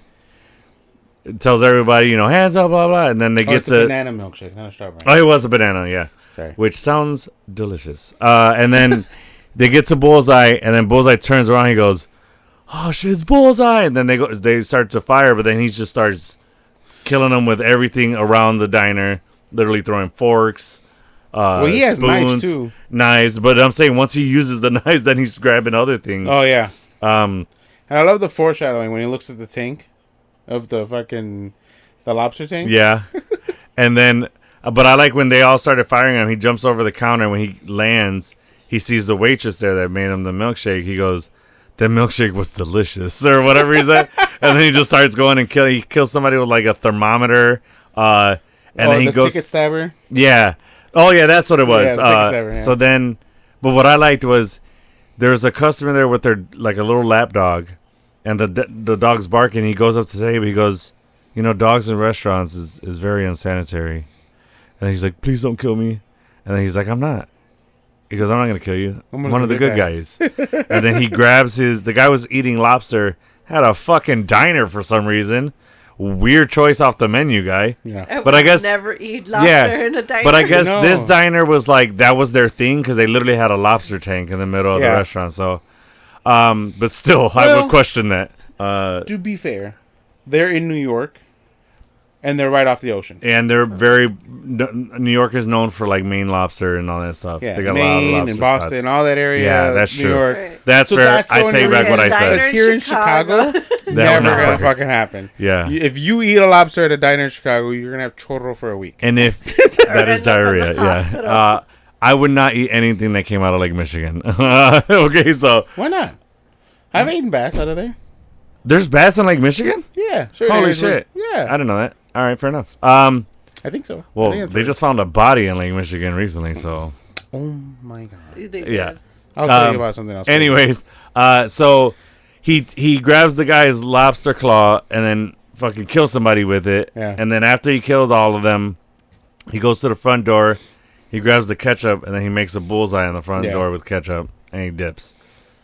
That was a fantastic scene. Seriously. And like they have that like Holly Jolly music playing in the background. The whole time. Yeah. Yeah. It was great. So this episode is all about Fist's charity boxing match and him getting ready for that. And then as they're prepping for the fight. So this whole fight is a ruse. It's a trap for Bullseye. Yeah. Because Fist knows that if he is out in the public like that and with the task force in full force there, Bullseye is going to show up. So much so that Fist says we need to leave the front door open for him. Yeah. So they have the Vigilante Task Force suited up around the ring. Then they have plainclothes officers hidden in the crowd. I thought it was funny when Daniel went and bought all the merch. Oh, yeah. The fucking bobblehead. He buys he buys like one of everything, and he sits down with BB and the chief of staff, and then she goes, "I hope you got the discount." He goes, "There's a discount." There's a discount? Fuck. I was like, dude, how do you not ask that? You work for the guy directly. How did you not get it for free? Right. The fuck? But like, dude, Fist told me to come grab one of each. Like, the fuck?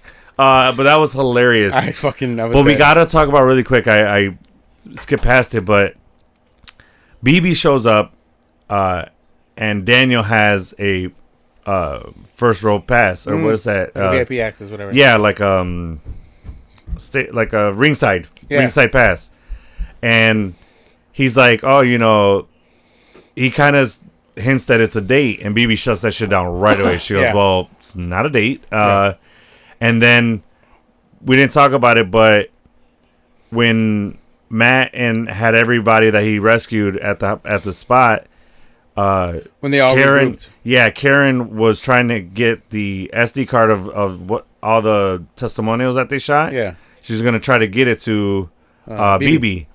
But so then White Tiger, I forget what's her name, Angela. No, I forgot her name. But she's like, let me do it. She wants to go get it to BB. So then Daredevil's like, all right, and then that's when they have that talk. And Karen's like, okay. So she gives it to her. And then she goes to the guy that was... and you were right, Angela at the total. Okay. So Angela goes to the guy that was responsible for his aunt getting locked up because he was trying to steal that beer. She goes to him. And he's in a food truck. Yeah, and this dude is annoying as shit. He's pissing me off. He's such an annoying teen. So she gives him the flash drive in money and is like, don't mess this up. I need you to do something.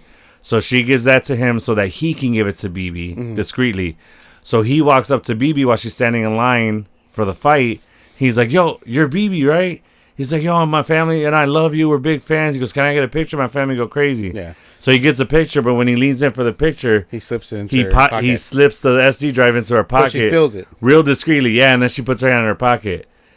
And then he leaves. He's like, yo, thank you. And then I thought Daniel's looking at her, and he's looking her up and down, and he's like...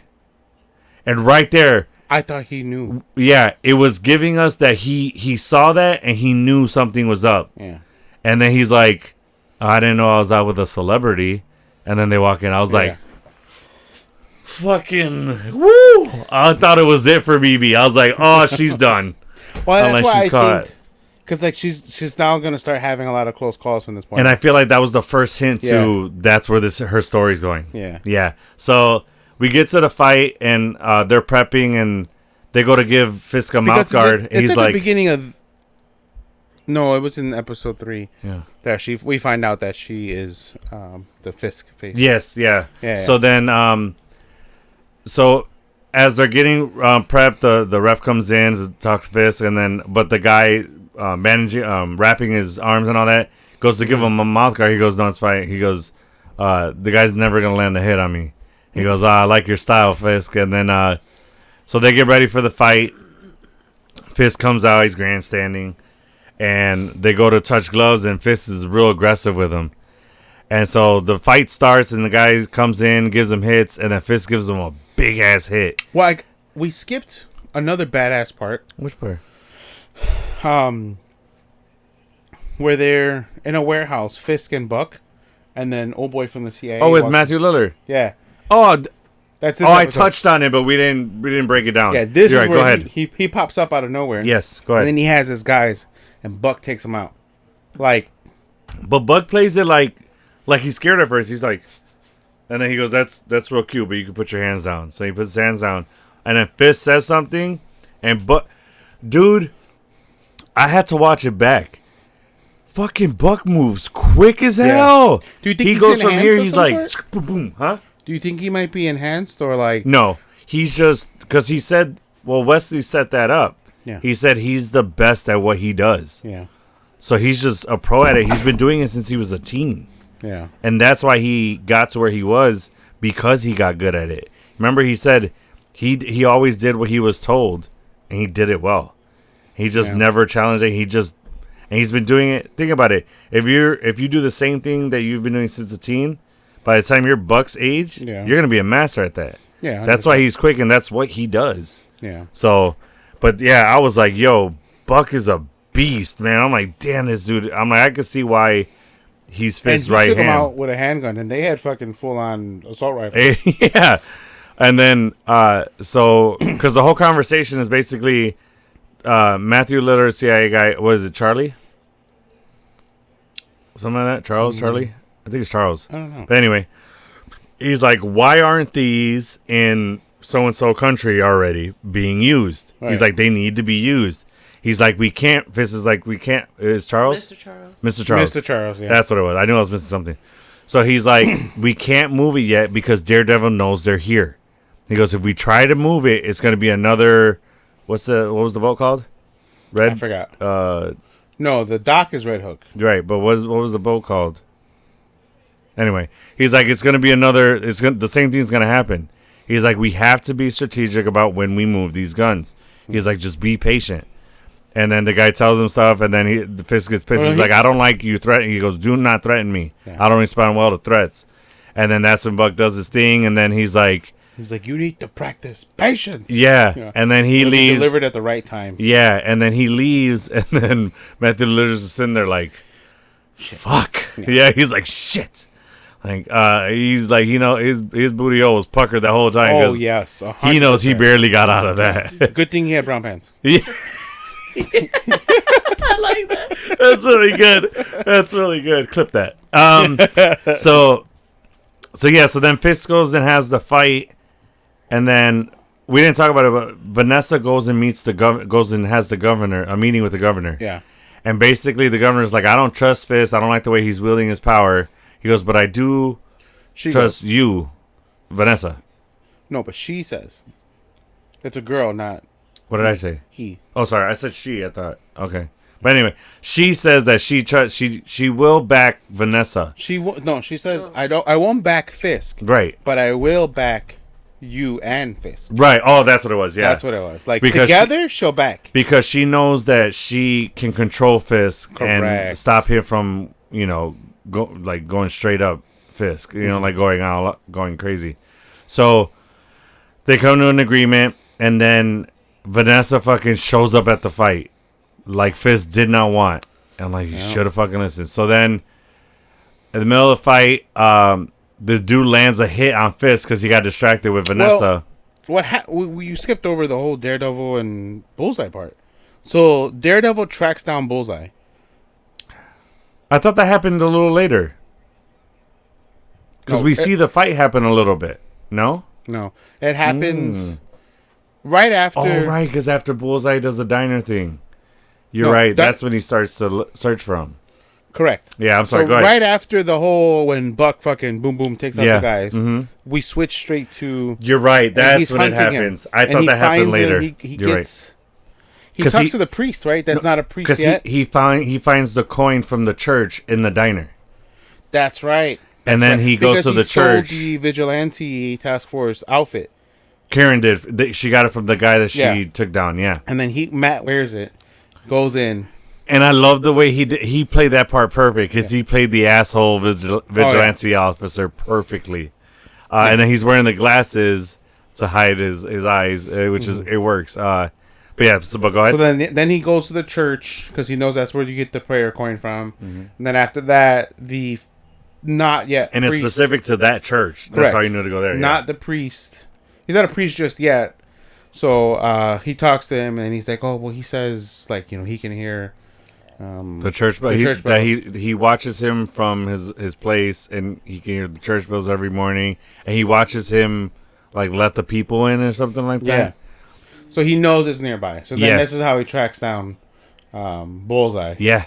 And then he goes in there. And they go all out after each other. Oh my god. It was so cool when he had the CD Walkman. He drops the fucking CD. He just pops the disc out and then he's like, when he does this ricochet thing, because he knew exactly where Matt was. That was the coolest fucking part. The start of that fight was so fucking cool. It was textbook Daredevil and Bullseye. It was the best. So they're fighting and they're going at it in the apartment, and then the neighbor comes in and hears that, and she's like, stop hurting. I think she called him Tony. She thinks his name is Tony or something like that. So then, but Bullseye realizes that Matt's got the upper hand. Yeah. So then he grabs the neighbor and puts a gun to her head, and then that's where he tells him that he's trying to balance the scales, and he's gonna do what Daredevil can't. Yeah. And he's gonna take out Vanessa, because she's the one who ordered the hit on Foggy, and that's going to kind of redeem him for Foggy's death. Yeah. So he goes, I have to do it. So then Daredevil's trying to stop him. So then he hits him, and then but Bullseye gets away. Yeah. So then we get to the fight. Vanessa shows up. Fisk gets distracted, and the boxer hits him. How about wait, before you get to there, how about the poor guy on the scooter gets hit with the fucking can of vegetables? He nails him right in the fucking head. Oh my god! And while I was watching it, I was like, "Oh, that would fucking suck." Because you have a scooter, so you know that would be horrible to just get. Because you're not expecting that. He's just fucking delivering his food, and then imagine explaining that to your boss. Oh my gosh! A fucking can of vegetables just hit me out of nowhere. I don't know what happened. And he takes off on the fucking scooter. He's gone. So what happens? That Fist starts going like all out on this guy, and he's about to kill this dude. And then Vanessa looks at him and stops him. Right? Skipped one crucial part. What's that? That Kristen is interviewing the other captain of the ship. That's right. Because when Angela was about to take the disc, the reason they get interrupted is because they hear somebody at the door. They thought it was the Vigilante Task Force, but it was the first mate of the ship. So then he's like, I'm here to... He goes, you were arrested keeping my where I was hidden a secret. He goes, I want to make up for that. So then he tells them everything, that they knew it was Fist that let them in, that they didn't have it any manifest. They didn't have to report paperwork to anybody. So yeah, you're right. That is crucial. That is very crucial because of what happens at the end. Yeah. So, all right. So take it away. So after that, they had the conversation. Kristen's interviewing him, and that testimony is huge, right? Mm-hmm. And then Buck is in the Kristen room. Sets up the marshals to come take him. Correct. Into witness protection. She's guaranteeing his safety. Yeah. But then from there, that's what... Yeah, I know. As much as she can. Yeah. So we thought she was guaranteeing. Mm-hmm. So then it switches to Fisk, Buck, and what's the guy in charge of the task force? Oh, the officer in charge of it? I forget his name. But he's a character actor because he only plays people in law enforcement. He's in Mayor of Kingstown. He did an episode. Well, he does it good. He plays it great. But no, that's what I'm saying is he's a character actor because he plays those characters very well. Yeah. But go ahead. Powell? Powell. Yeah, Agent Powell. That is his name. Yeah, Officer Powell. Yeah. Officer Powell. Yeah. So hey, how the fuck is this guy still alive? Who? The one that killed White Tiger. Oh yeah. How the fuck is he alive? I thought the whole apartment blew up. Yeah, I don't know. And he just has burns all over. Cole? Yeah, Cole. Yeah, how the fuck is Cole? It was last episode that he begged for his job back. Yeah. Yeah, so I'm like, how the fuck is this guy back? But anyway, go ahead. And so they're in the room while Fisk he just finished getting taped up. Mm-hmm. And then he's like sitting there in his robe. And Powell's giving the rundown of what's going on. He tells him like, okay, we got the task force members around the ring. We got plainclothes officers. We got this, that, and that. Yeah. And then Buck gets a text. But before that, Buck is like, I don't like you putting yourself out as bait like this. Yeah. And he's like, we all have a role to play. And then he gets a text. That's when he gets a text. And Fisk is like, you should take that. And then, so it turns out that was him having to go take care. They found First Mate.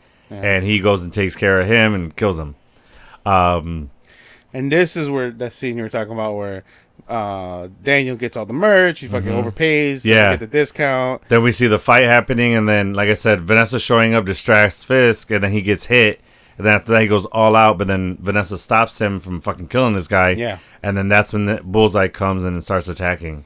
Yeah. And then the dynamic that it's giving me, it's more of a wild, looser version of Leonidas and his queen.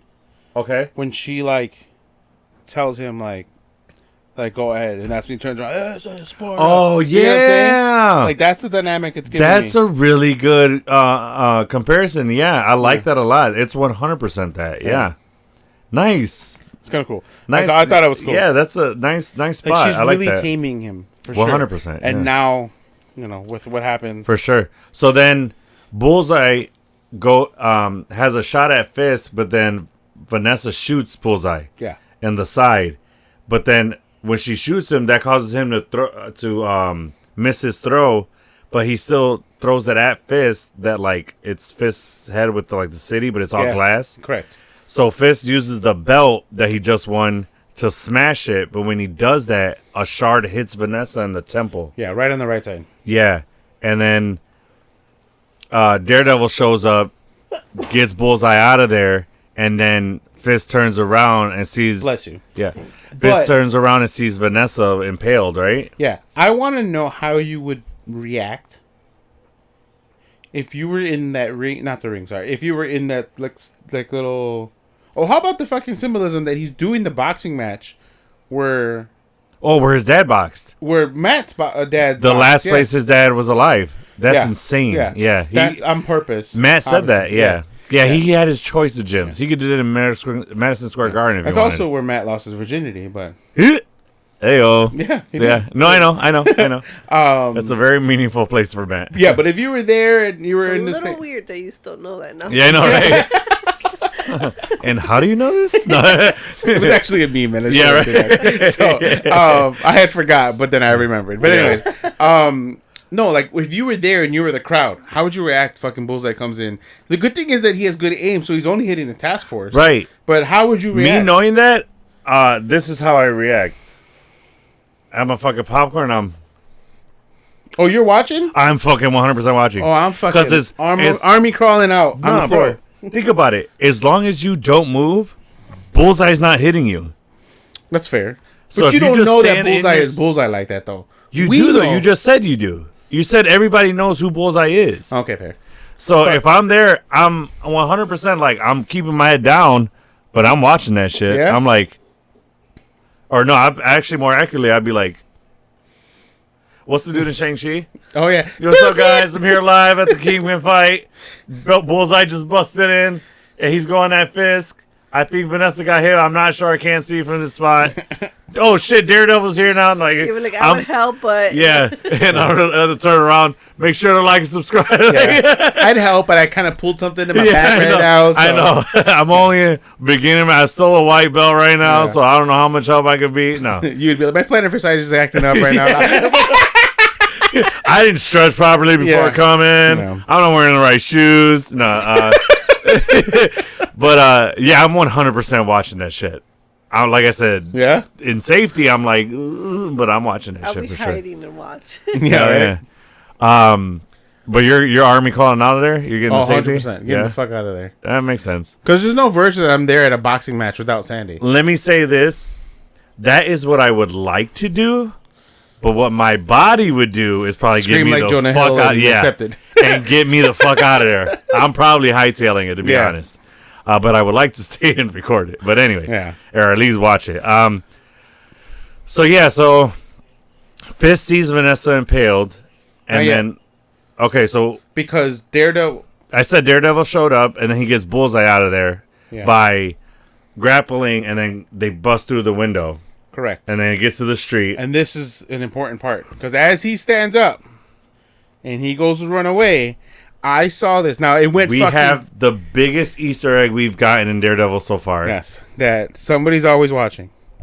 Owatu the Watcher makes his appearance for the first time in a live-action series or movie, period. Yes. Like, it's only been animated from this point on. You said Owatu, because we've seen the Watchers in movies already. Correct. In the Guardians and credit scenes. But Owatu specifically, we see him. And I love the way that they did this. I'm going to throw it up right here for you guys to see. They have lights in there as his eye, and the window is broken in a way that the broken glass looks like it's cowl shapes his face and his ear and everything. Yeah. And the way that they did that was so fucking well done. When I watched it, I didn't spot it. You had to call me and be like, "Yo, I just sent you a picture. Look at it. Is that not Owatu?" I'm like, "Dude, that 100% is." And then the next morning I wake up and it's all over the fucking internet. You're like, save it. You're like, we're gonna talk about it in the episode. I'm like, all right, cool. The next day you sent something in our chat and you're like, no, it's already on the internet. I just pulled up to the gym with my daughter. We were gonna go have a training session. We're gonna work out. I'm like, I'll post it tomorrow. Yeah. Didn't think it was real. So now then it's confirmed. Yeah, that it Brad was. Winderbaum confirmed it. That was Owatu. And I'm like, oh man, I wish we would have broken first. So lesson learned. Yes. Now you know. The next time you spot something, you share it immediately. Before you tell me. Go live. Oh fuck. Before you tell me, fucking post it. I don't care. I'll be happy being the second one to hear it. Okay. Yeah. All right. So he gets, and then they get out of there, and then the task force is trying to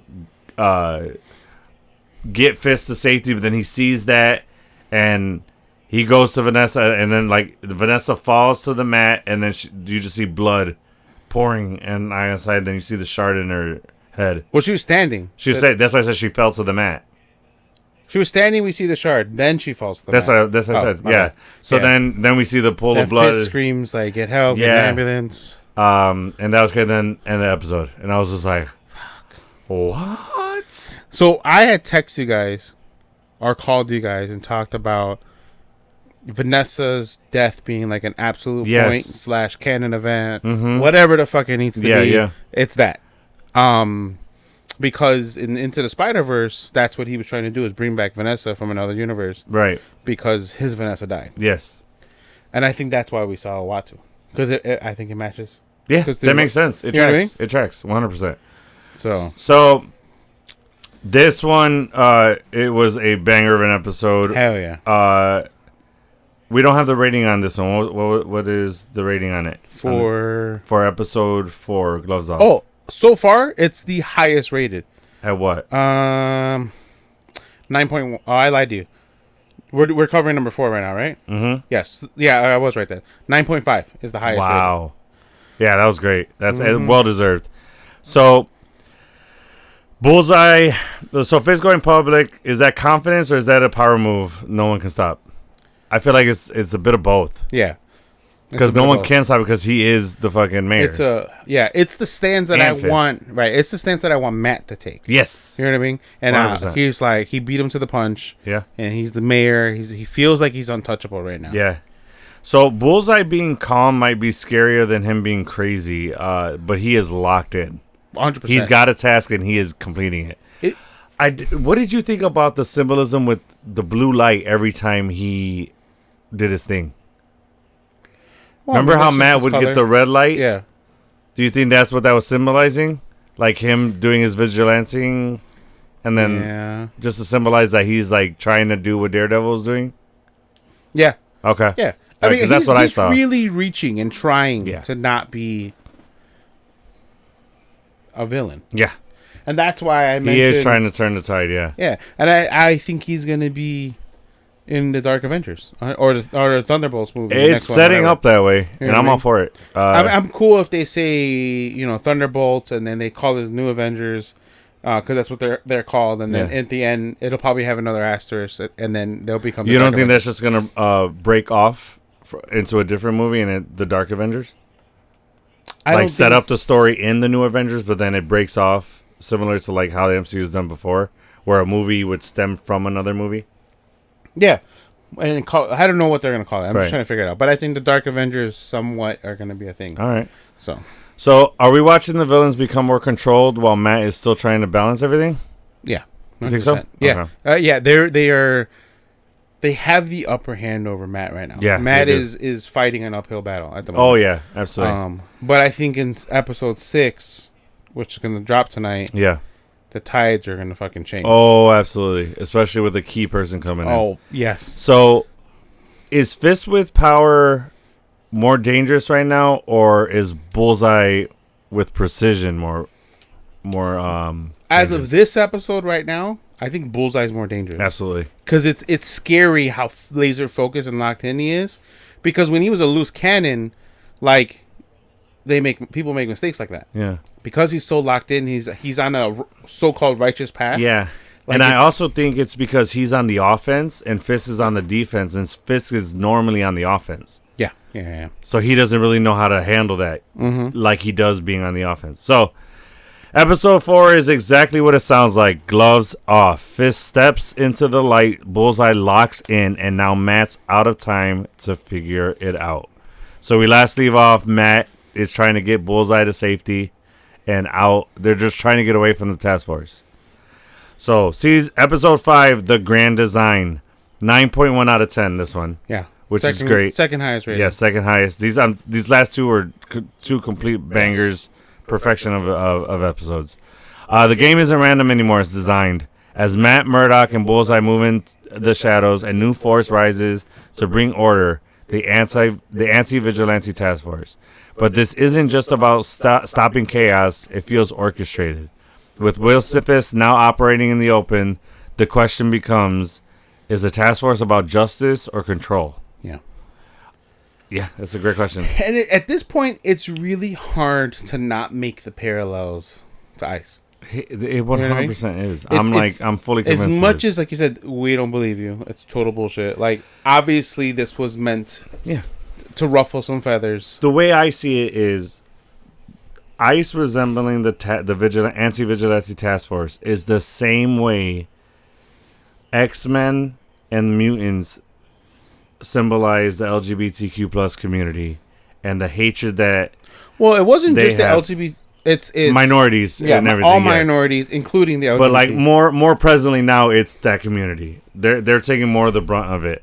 Back in the 90s and stuff, it was minorities and stuff. The dynamic is now towards 100%. Yes, they're more taking the brunt of it. But like that's the way I see the symbolism between ICE and the anti-vigilante task force is mutants and minorities and LGBT community. And for the people that I don't like it because it's political, this is why I love Marvel. Star Wars is fucking great. They talk about real shit and they make it relatable to us. 100%. DC, love it. Not bad at all. Marvel ammo has always been taking real world stuff and put it in the comics and put it in a position where you can relate. And just adding fantasy to it. And heightening it. Yeah. Yeah. And then that's what, Jack Kirby and Stan Lee and all the amazing writers that created this universe. That's what their goal always was. And I think Kevin has not lost focus on that. No, he is definitely honoring their legacy by bringing this to the big screen and to TVs everywhere and letting us dive deeper into that world that Stan Lee and Jack Kirby and all of them set up. Yeah. And I think we're up for a fucking treat with Russo brothers and everything they're putting together. So. They know how to tell the story that Feige and all those guys are setting up. And they want those stories to be told. Yeah, absolutely. So, DareDevil being hunted like a criminal, pressure at an all-time high. Bullseye also in the crosshairs, chaos versus control, both targeted. Fist benefiting from the crackdown without getting his hands dirty, seems to be his wheelhouse. Yeah. Matt's allies now at risk just by being connected to him. So, Oh, because we didn't really mention that last episode. I was gonna say we didn't talk about the breakout when Angela the White Tiger stole that truck, or her and Karen stole the truck, and then Daredevil they got like pinned down, and then Daredevil got them all in there, and then he asked Swordsman, "Can you drive the truck?" Yeah, he's like, "I can figure it out," and then then they hightail it out. But but I was gonna talk about what was I gonna talk about? I forgot. Sorry. The yawning's coming. Alrighty. So, Control's disguised as Justice in this one, and we saw that with the court case. But the power structure's tightening their grip, the illusions of safety versus actual freedom, and everyone becoming a target. And we saw that, like, in the forefront with Angela's aunt at the bodega. Just her putting her hand on the task force agent gave him enough cause to arrest her. Yeah. He said that she assaulted an officer, which is technically true, but it's being extra. Yeah. But I do want to talk to you about, so this episode, Matt is trying to get Bullseye to safety, and Bullseye's very badly wounded, is bleeding out. We shot.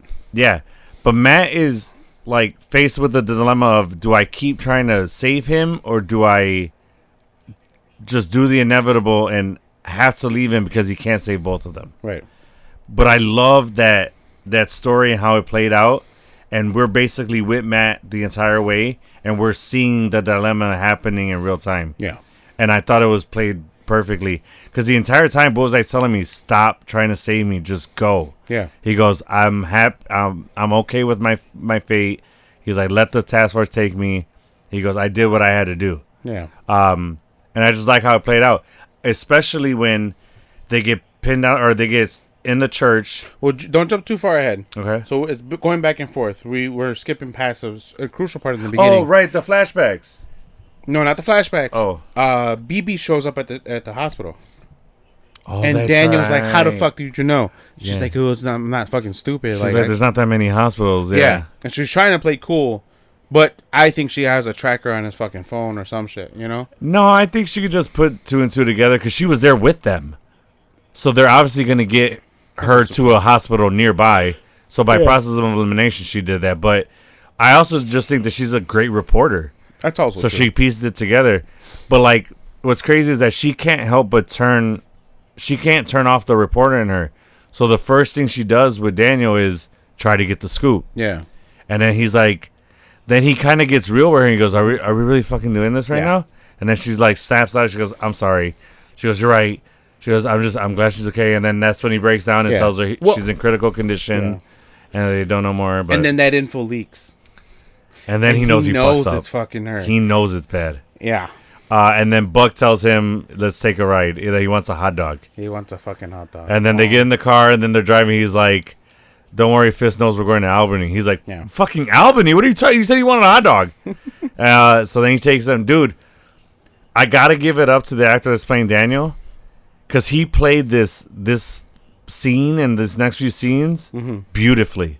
Like, we see the torment and the fear in Daniel, thinking that Buck is taking him to kill him. Yeah. Well, you skipped. No, I just wanted to touch on that real quick before I forgot it. Because now after Daniel and BB hug, that's where we get the flashbacks.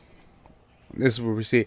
Have you noticed, like, the flashbacks are because of the dilemma that Matt's dealing with Bullseye? No, I'm talking about Vanessa's flashbacks. Oh, okay, yes. Where she's curating, and they didn't want to.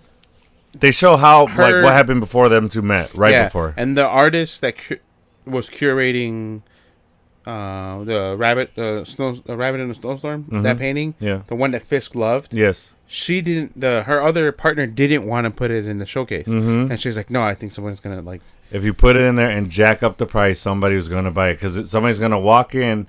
That painting is gonna speak to them like nothing else, and they're going to pay whatever it takes to get that painting. Yeah.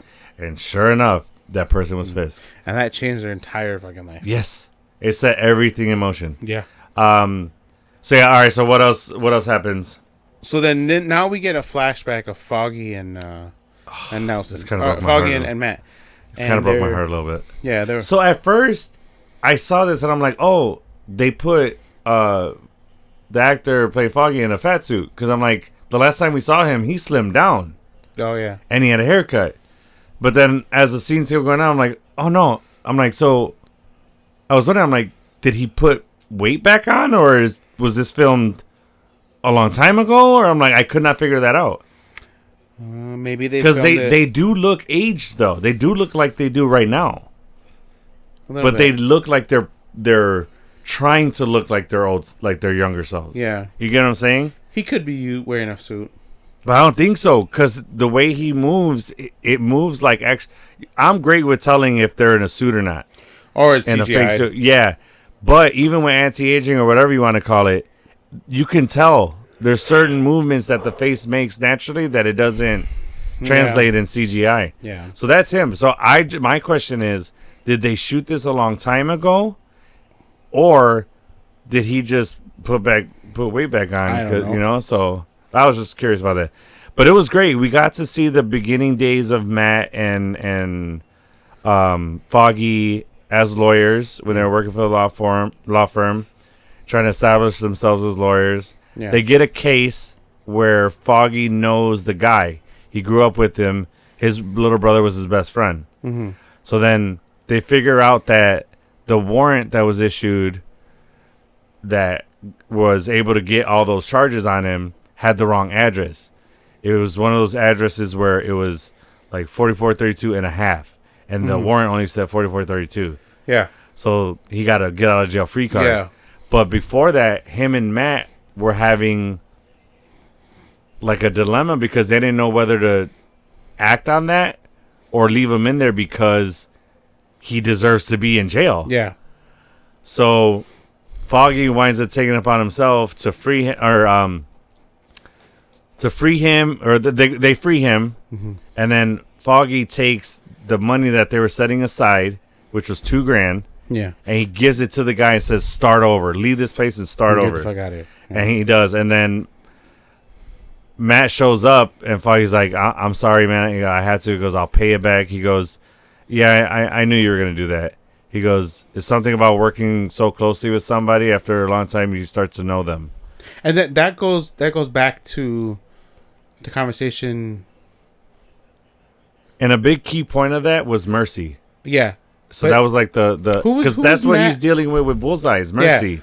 Yeah. So it's Matt and Bullseye. They're talking about how amazing of a person Foggy was, right? Mm-hmm. That's why they're having these flashbacks because he's proving the point. Well, yeah. Well, I was also thinking that Matt's having these flashbacks because he's facing the same dilemma that they faced back then, but this time it's just with Bullseye instead of the criminal.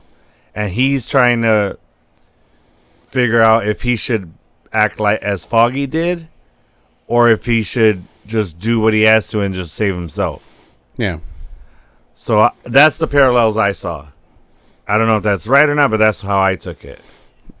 Okay, I see it. You know what I'm saying? Yeah. Because they play very close to each other. So, all right. So then that happens. So then the great part happens where they're about to get into the room that they are, and Bullseye's like, "Just leave me." He goes, "I'm sorry, I can't save us both," and then he leaves. Matt leaves and he gets outside, and then they get into the church, and then we see them going in, and then they're searching the church, and then we see Bullseye, and he's like dealing, he's in pain, and then Matt shows up and puts his hand out, and then Bullseye grabs his hand and he gets him out of there.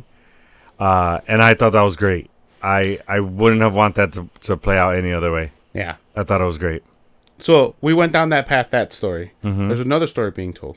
The Vanessa side, right? No. Oh. It's still flashbacks. I guess it has to do with Vanessa's side. Mm-hmm. But this is where we see Wesley come back. Mm-hmm. We see Wesley right now. And this is where Wesley's like, I got a guy. He's setting up, because Fisk is saying that they need to, broaden their empire. Yeah. So he wants to get into art and antiques and crypto and all that stuff. Yeah. He's like, I got a guy. So this is Wesley bringing in Buck's story. Yeah. And bringing in that character. So that was pretty cool. Yeah. So it ends with Fisk. And honestly, I didn't expect to see Wesley. Did you know Wesley was coming back? I thought it was hinted at, but I didn't expect to see him as much. Yeah. For sure. But I thought it was done really well. Yeah, it added to the story for sure. Yeah, it actually connected the dots. So now we get how Buck fits in and why Buck was his second choice after Wesley died. Yeah, right. And then this is where it transitioned to Buck telling Daniel, "I want a hot dog. Like, let's get the fuck out of here. You've been here all day." Yeah, and it was smooth because it seemed genuine. Yeah, it did. And Buck's a good actor, man. Like, I can see why he's so good. So then he gets to a shop as they're driving. It's like a hardware shop. He comes out with a fucking saw, like an automatic saw, and a shovel. Yeah. How did the cashier not flag that as, like, suspicious? Like, you know, like, and then puts that in the trunk. But that's what they sell at the hardware store. And, yeah, and Daniel almost left. He was debating. He turned on the car. He was about to leave, but then he stopped. So then he gets in there, and he's pleading to Buck. Like, once they get to, like, the middle of the woods, he's pleading to Buck. He's like, "Look, man, I don't know what I did or what you think I did, but I probably deserved it. But I know I messed up." He goes, "But please don't kill me." This and that. He's pleading for him. And he's like, "Get out of the car." So then they get out of the car. He goes to the trunk. He goes, "Well, you have a decision to make." And he pops the trunk. He goes, "Saw or shovel?" They're there to bury the first mate that Buck killed. And fucking Daniel dodged another bullet. I'm like, how many lives this guy got? So, I don't think... I think Buck knows that the leak came from him. Right? But he did say that Daniel is growing on him. So yes. I think that's why he's protecting him. Yes. So he's protecting him. He's giving him a chance. He's like, all right, you help me bury the body. Now I got dirt on you. Now I know where your allegiance lies. Yes. But I also think that because he knows it's not Buck or it's not Daniel directly doing these things. They're happening through him. Yeah. So I think that's the reason why he's giving him that benefit of the doubt. And he's like, all right, you're into shit now. With me. I think that's what it is. So, all right. So that happens. And then we leave with Vanessa has a surgery. Fish thinks she's out of the woods. She wakes up. They have nice little moments. How about the room? The room is super bright. Yeah. The curtains are closed. Like, for me, from the very beginning to where it was and what happens next, it felt like it was her send-off already. Yeah, it felt like it was vibe. Like the also pearly gates. Her flashbacks were also lit up and bright. Yeah. Super bright. Mm-hmm. She's wearing a white dress. Like, it's just... It was giving that. It was giving the vibes of like this was her swan song. Yes. So that happens, and then she's telling him, you know, like, he goes, "What do you want? Do you want anything to drink? Do you want something? I'll get you anything you want." She goes, "I want pineapple juice." Yeah. He's like, "You don't like pineapple juice." Yeah. He's like, "You said it tingles your lips, I believe." And then she's like, let's try it anyway. And then the nurse comes in. She goes to check her. He's like, no. He's like, get her orange juice with ice, or pineapple juice with ice. And then she leaves. She goes, "Why did you scare that poor nurse? You terrified her." And then he's like, I'm just overwhelmed. And then she's like, "Tell me a story." He's like, "What would you like me to tell you?" And then she's like, "Tell me a story of how we met." And then they start to talk. And then she says, "Fist, tell me a story." And then he's like, "What would you like me to tell you?" And then she goes, "Tell me a story of how we met." And then she starts to like stutter, and then she like gasps, and then the machines start going off, and doctors come in, and Vanessa dies. But I love the way that they shot it, because we don't see it. The camera is only ever on Fist's face, and we see everything happening through only his facial expressions. And I thought that was a beautiful way to do that, because we don't need to see that. Yeah. I do like their little cute banter back and forth. It was really cute. She's like, "You've overpaid for the painting. You grossly overpaid for that painting. 3 times of what it's really worth." And his laugh, dude. Oh, that was a nice, genuine moment between the two. Her. He 100%, really 100% loves her. Yeah. Like one of the evilest men in the MCU. Like, he loves her like nobody loves anybody else. It's a relentless, unconditional. It's a diehard love. The most rawest form of love I've seen. Absolutely. And Vincent D'Onofrio is a fucking G. I love his This acting. man deserves every award possible. Like, give him a Grammy. Give him an Emmy. Give him any kind of award he can get. You guys need to give it to him because he's earned it. And this guy's done a lot. Talk about range. This guy's been in every kind of movie you can imagine. Full Metal He was Jacket. in Law and Order. Yeah. He was in fucking The Breakup. He played a kind of a goofy kind of guy. Yeah. This dude can do it all. Yeah. He can literally do no wrong in my book. I've never seen him had a bad role. Yeah. Never. He literally engages you in everything that he does. Mm-hmm. He is the truest form of an actor, in my opinion. He was never even on my radar. Yeah. To play fucking Kingpin. He kind of came out of nowhere with it. Yeah. When Netflix knocked it casted him, I was like, huh. The Full Metal Jacket guy? Okay. You know? Yeah. And then I was like... it did kind of catch us off guard. We were like, oh, that's interesting casting. We'll see how this goes. But he embodied it. I cannot see anybody else playing that role. We skipped last episode when he was boxing. Mm-hmm. Talk about how much muscle the fucking guy put on. Dude. When he was swinging, and I don't know if it's CGI'd or not, but he looked fucking So ripped. I was going to ask you, is it padded what he's wearing? Because he's not that big. In real life, like if you see him now, he's slim now. So I want to know. He got that Marvel diet / workout. The fucking beef So up. he did bulk up for Daredevil. I think so. Okay. Yeah. But was he able to drop it that quickly? Oh no! To be fair, they did film a while ago. Yeah. But they're filming this season, so that's why I'm curious as to like, it's the suit. Whatever he wears has to be padded. You know. But anyway. Yeah, and then it ends with the waves in the ocean playing. And that plays throughout the entire credits. And I thought it was really beautiful. Yeah. It was really sad, but really beautiful. Like, it was a nice way to do that. Because of the scene where they were on the beach and he kisses her on the forehead and stuff like that. That was a nice moment. But yeah, so, it goes to what you talked about, that Vanessa's death is an absolute point. Yes. It's going to happen in every universe. Just like Uncle Ben dying. Stuff like that. Yep. So, yeah. So, episode 5 shows the real plan. This isn't chaos. It's control. The city's not getting safer. It's getting locked down. Yes. So, that is the episodes. We wanted to do a game round, but unfortunately, we're running tight on time. So, we'll save it for next episode. But we do want to do a new segment, or we're rolling out a new segment. And the segment's called You Gotta Watch This. Yes. Right. Now, let them know what they've got to watch. Okay, so he's been telling me to watch this fucking since forever, and I just finally started watching it. So, Reacher is fucking dope.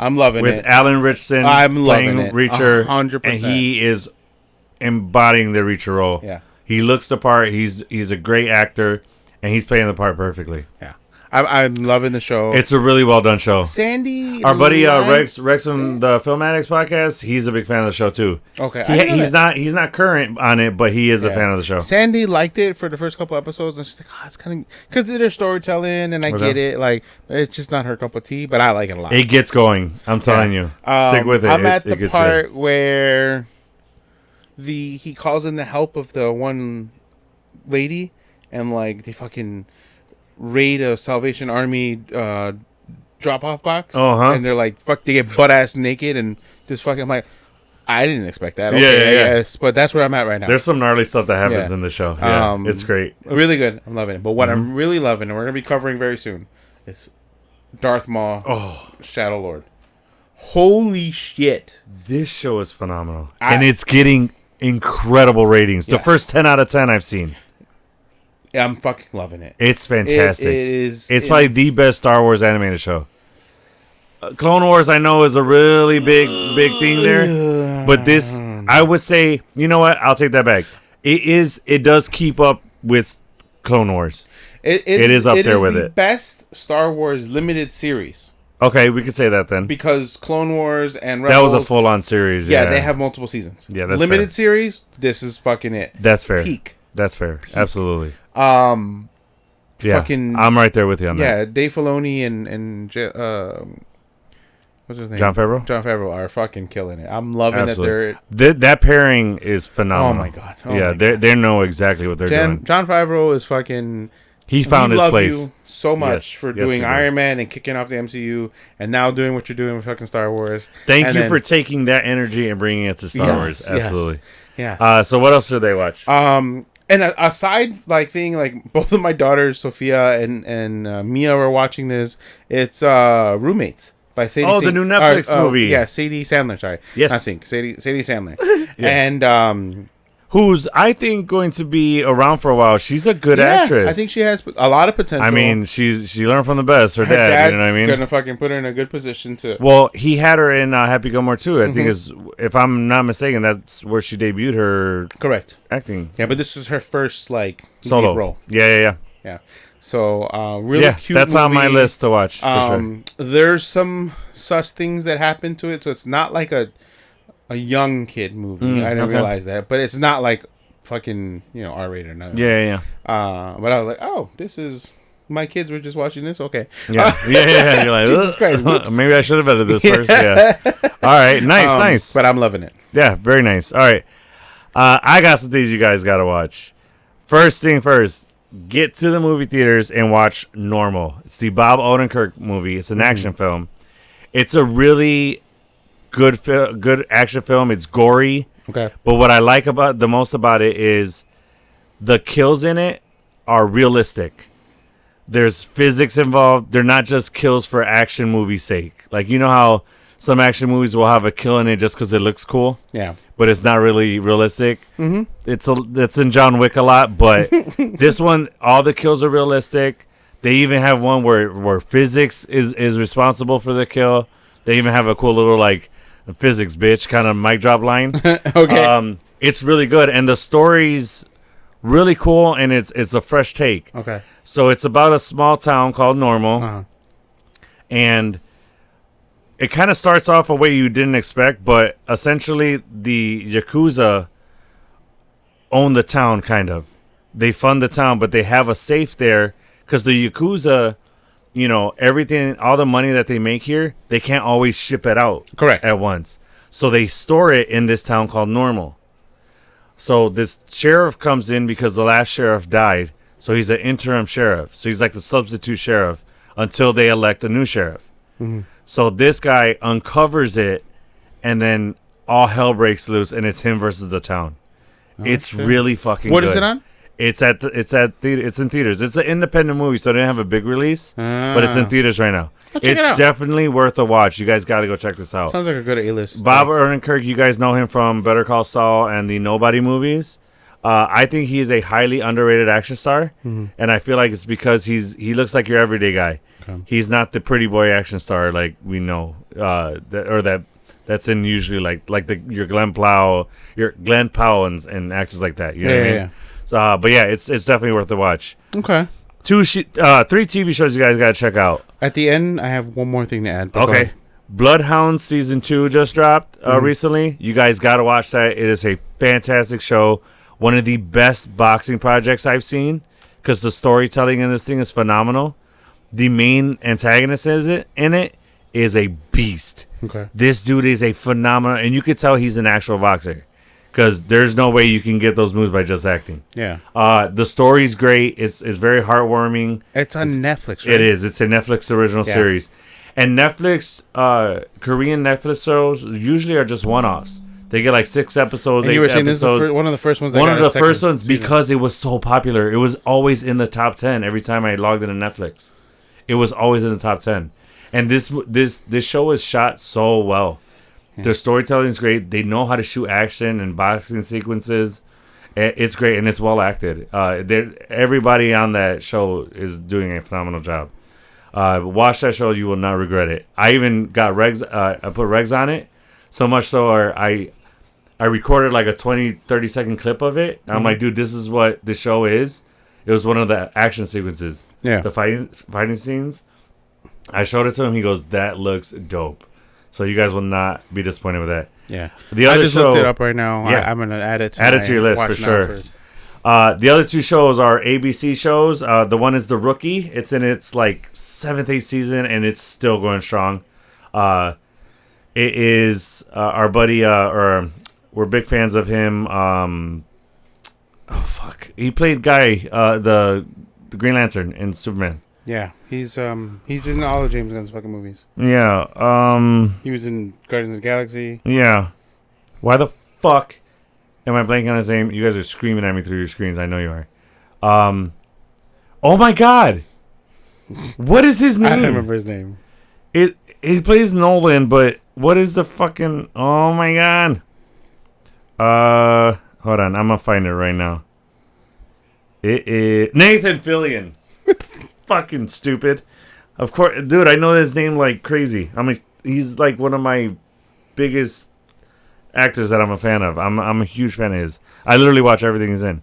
Which I'm about to start Firefly. I started it, but I never finished it. What's Firefly? Firefly is the sci-fi show he did that got shut, but fans keeping that shit going for years. So much so is that show is actually getting. They're gonna be doing an animated show. They're gonna pick it up, but they're gonna do it animated. So that's pretty cool. So be on the lookout for that. So The Rookie and a show with Caitlin Olsen, who is Rob McElhenney's wife. From you guys know her from It's Always Sunny in Philadelphia. She's on a show called High Potential, where it's this woman with a like incredible high IQ.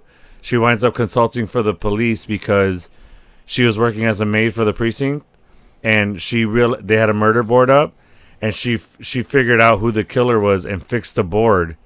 And then they're like, "Who changed our board?" And then she broke it down why they had the wrong person. So she helps them figure out the killers. Yeah. But she's not like, she just has a knack for this thing. She's not. Well, because of her high intellect, she notices things. She notices every single detail. These patterns in a different way. But she notices every detail, and she can piece it together in ways other people can't. So I think Sandy started watching it. I just couldn't. It's phenomenal. I didn't make time to watch it yet, but it's something I do want to watch. Caitlin Olsen is phenomenal in it. I've been a huge fan of hers too. She's great at comedy, but I'm noticing in this one she does drama really well. Yeah. She's just known for comedy. Yeah. But yeah, she's doing a great job. The cast is amazing. My girl Judy Reyes is in it. She plays the captain. The guy from Shameless is in it. The buff dude. He's in it. He plays the buff dude. Yeah, the white guy that was with the black girl in Shameless, the neighbor. Oh yeah. He's in it. He plays the chief. Oh, no so shit. the captain's boss, yeah. He came in the newest season. He's a new cast. Okay. And Scrubs came back. They rebooted Scrubs, and it's exactly like the original show. Okay. And it's fantastic. I'm loving it. This first season is amazing. When do you have the time to watch all this? I'm up late. Okay, because I'm watching the series that we're covering. Don't forget, we watch the show, there's no ads, so I just get straight to the show, and as soon as that show's on, I'm on to the next one. That's what I do to unwind, is TV. TV has been there for me always, so that's what I do to relax and unwind, so I'm on my shows, and while you're dealing with all the 18 things you got going on, I'm just watching my shows. Speaking of 18 things going on, and what you guys should watch. Yes. I'm going to share a link with you. I actually just shared a link with you. Okay. Your boy was on ABC 7 News tonight. You were? Yeah, chefing it up. We're working on this big catering company. Okay. So they shut down for the second year in a row the Cinco de Mayo parade. Oh, yeah, I heard that because of the ice issue, yeah. And so they interviewed my president of my company, or the company that I work for, I'm contract for. Mm-hmm. And then I was in the kitchen, and they shot some B-roll of me just chefing it up. Nice. Yeah, it was pretty cool. Sweet. Me and Chef Ezra are in there fucking. Check out my boy with the chef skills on ABC News. Hopefully nice. He puts a link right here. I know, right? You can see me. Nice. Oh, that's awesome. Yeah, that's pretty cool. All right. But yeah, so that's going to do it for us today. I know it's been a long one, so we want to thank you all for joining us. If you're still here, we really appreciate you. But Kike, even in the shadows of the crazy city of New York, I am with you. Till the end of the line. Thanks. If you enjoyed this episode, please don't forget to like and subscribe. Also, hit that notification bell to stay up to date on all our new episodes and more. 3, 2,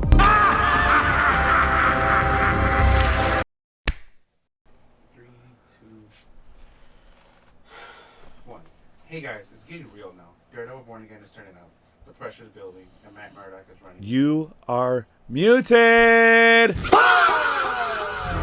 I'm gonna add that. Fa! I love that soundbite, dude. The fa. I can't do it, but I love it. And take 2. Hold on. 3, 2. It's literally what it sounded like. Yeah, literally what it sounded like. And bump. No. Oh shit. All right. What is up, everybody? Welcome back to Till the End of the Line podcast, and I am the what is it? How did I do it? I forgot. Foggy Nerdson. That's what it was. Fuck. All right, take it back. All right. What is up, everybody? Welcome back to Till the End of the Line podcast. I am... Fuck! I forgot his first name again. Foggy? Shit. Because I'm focusing on the nerd part. All right.